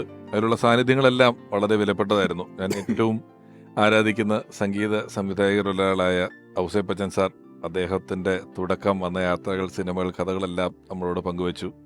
ഭരതൻ സാറ് തന്നെ മലയാള സിനിമയിലേക്ക് കൈപിടിച്ച് കൂട്ടിക്കൊണ്ടുവന്ന ബാബു ആന്റണി ചേട്ടൻ, അദ്ദേഹം ഒരുപാട് കഥാപാത്രങ്ങളെക്കുറിച്ചും സിനിമകളെക്കുറിച്ചും ആ കാലഘട്ടത്തിലെ അനുഭവങ്ങളെക്കുറിച്ചും വൈശാലി പോലുള്ള ക്ലാസിക് സിനിമകളെക്കുറിച്ചും സംസാരിക്കുന്നു. ജയരാജേട്ടൻ വലിയ സൗഹൃദം, അദ്ദേഹത്തോടുള്ള വലിയ സ്വാതന്ത്ര്യം, അദ്ദേഹം തന്നെ പറയുന്ന പോലെ ആരാധകൻ, അത് നമ്മളെല്ലാവരുമാണ് ആരാധകൻ. അങ്ങനെ ഒരു സന്തത സഹചാരിയായിട്ടുള്ള ജയരാജേട്ടൻ, എം ഡി രാജേന്ദ്രൻ സാർ വന്നുപോയി. ഒരുപാട് പാട്ടുകളെക്കുറിച്ചും വരികളെക്കുറിച്ചുമെല്ലാം സൗഹൃദങ്ങളെക്കുറിച്ചുമെല്ലാം അദ്ദേഹം പങ്കുവച്ചു. ഈ ഒരു കലാകാരൻ്റെ നഷ്ടം അല്ലെങ്കിൽ ഒരു കലാകാരിയുടെ നഷ്ടമൊക്കെ പലപ്പോഴും പകരം വെക്കാനില്ലാത്ത നഷ്ടം എന്ന് നമ്മൾ പറയും. പക്ഷേ അതിന് പകരം വെക്കുകയല്ലെങ്കിലും കാലം അതിന് പുതിയതുകൾ വെക്കും. സിനിമ തുടർന്നുകൊണ്ടേയിരിക്കും, കല തുടർന്നുകൊണ്ടേയിരിക്കും, പാട്ടുകൾ തുടർന്നുകൊണ്ടേയിരിക്കും. അത് പകരം വെക്കാനുള്ള ആളുകൾക്ക് പകരക്കാരില്ലാതെ പുതിയ ആളുകൾ വന്ന് അത് മുന്നിലേക്ക് കൊണ്ടുപോകും. പക്ഷേ അപ്പോൾ കലാകാരൻ എന്ന നിലയിലോ അഭിനേതാവ് എന്ന നിലയിലോ ഒക്കെ നമുക്ക് ഉള്ള നഷ്ടങ്ങളെക്കാളൊക്കെ ഒരു പക്ഷേ സിദ്ധാർത്ഥൻ നമ്മളോടൊപ്പം ഉള്ളപ്പം അതൊരു പകരം വെക്കാനാകാത്ത നഷ്ടം തന്നെയാണ്. സിദ്ധുവിൻ്റെ ഒരു കാഴ്ചപ്പാടിൽ നിന്ന് നമ്മൾ നോക്കുമ്പോൾ, സിദ്ധു ലളിത ചേച്ചിയുടെ എപ്പിസോഡിലും ഭരതൻ സാറിൻ്റെ എപ്പിസോഡിലും നമുക്കറിയാത്ത അവരുടെ വീട്ടുകാര്യങ്ങൾ ഉൾപ്പെടെ പറഞ്ഞുകൊണ്ട് നമ്മളോടൊപ്പം കൂടി അഭിനേതാവായിട്ടും സംവിധായകനായിട്ടും എല്ലാം തിളങ്ങുന്ന സിദ്ധുവിനും രണ്ടാമത്തെ സാന്നിധ്യത്തിന് നന്ദി ഈ അവസരത്തിൽ പറയുന്നു. ഓർമ്മയിലെന്നും ഭരതൻ എന്ന ഈ ലക്കം അവസാനിക്കുന്നതിന് മുമ്പ് ആൽബം സൈനിങ്.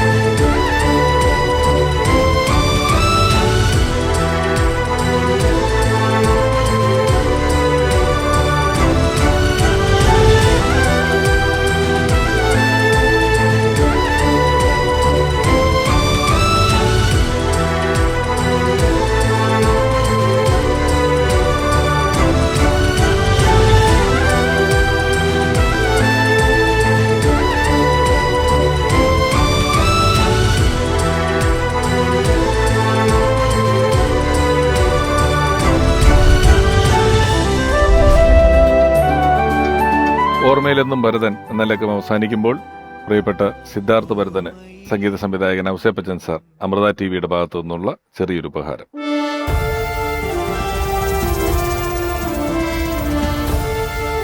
ചലച്ചിത്രകലയെ സംബന്ധിച്ചിടത്തോളം സംവിധാനമാണ് ഏറ്റവും പ്രധാനം. സംവിധായകനാണ് ഒരു ചലച്ചിത്രത്തിന്റെ തേരാളി. അതിന് കീഴെ ഒരുപാട് ഉപവിഭാഗങ്ങളുണ്ട്. അതിൽ ചിത്ര സംയോജനമുണ്ട്, സംഗീത സംവിധാനമുണ്ട്, ഗാനരചനയുണ്ട്, കലാസംവിധാനമുണ്ട്, അങ്ങനെ ഒരുപാട് മേഖലകളുണ്ട്. ആ മേഖലകളിലെല്ലാം മുദ്ര ചാർത്തിയ പ്രതിഭാധനനായ ഒരു ചലച്ചിത്ര സംവിധായകൻ, അദ്ദേഹത്തിന്റെ സിനിമാ ജീവിതയാത്രയിൽ നമ്മളെ അത്ഭുതപ്പെടുത്തിയ ഒരു സംവിധായകൻ ഭരതൻ. അദ്ദേഹത്തിന്റെ ഓർമ്മകളിലൂടെയായിരുന്നു ഓർമ്മയിലെന്നും കഴിഞ്ഞ ലക്കങ്ങളിലെല്ലാം മുന്നിലേക്ക് പോയത്. ഓർമ്മയിലെന്നും ഭരതൻ ഇവിടെ പൂർണ്ണമാകുന്നു.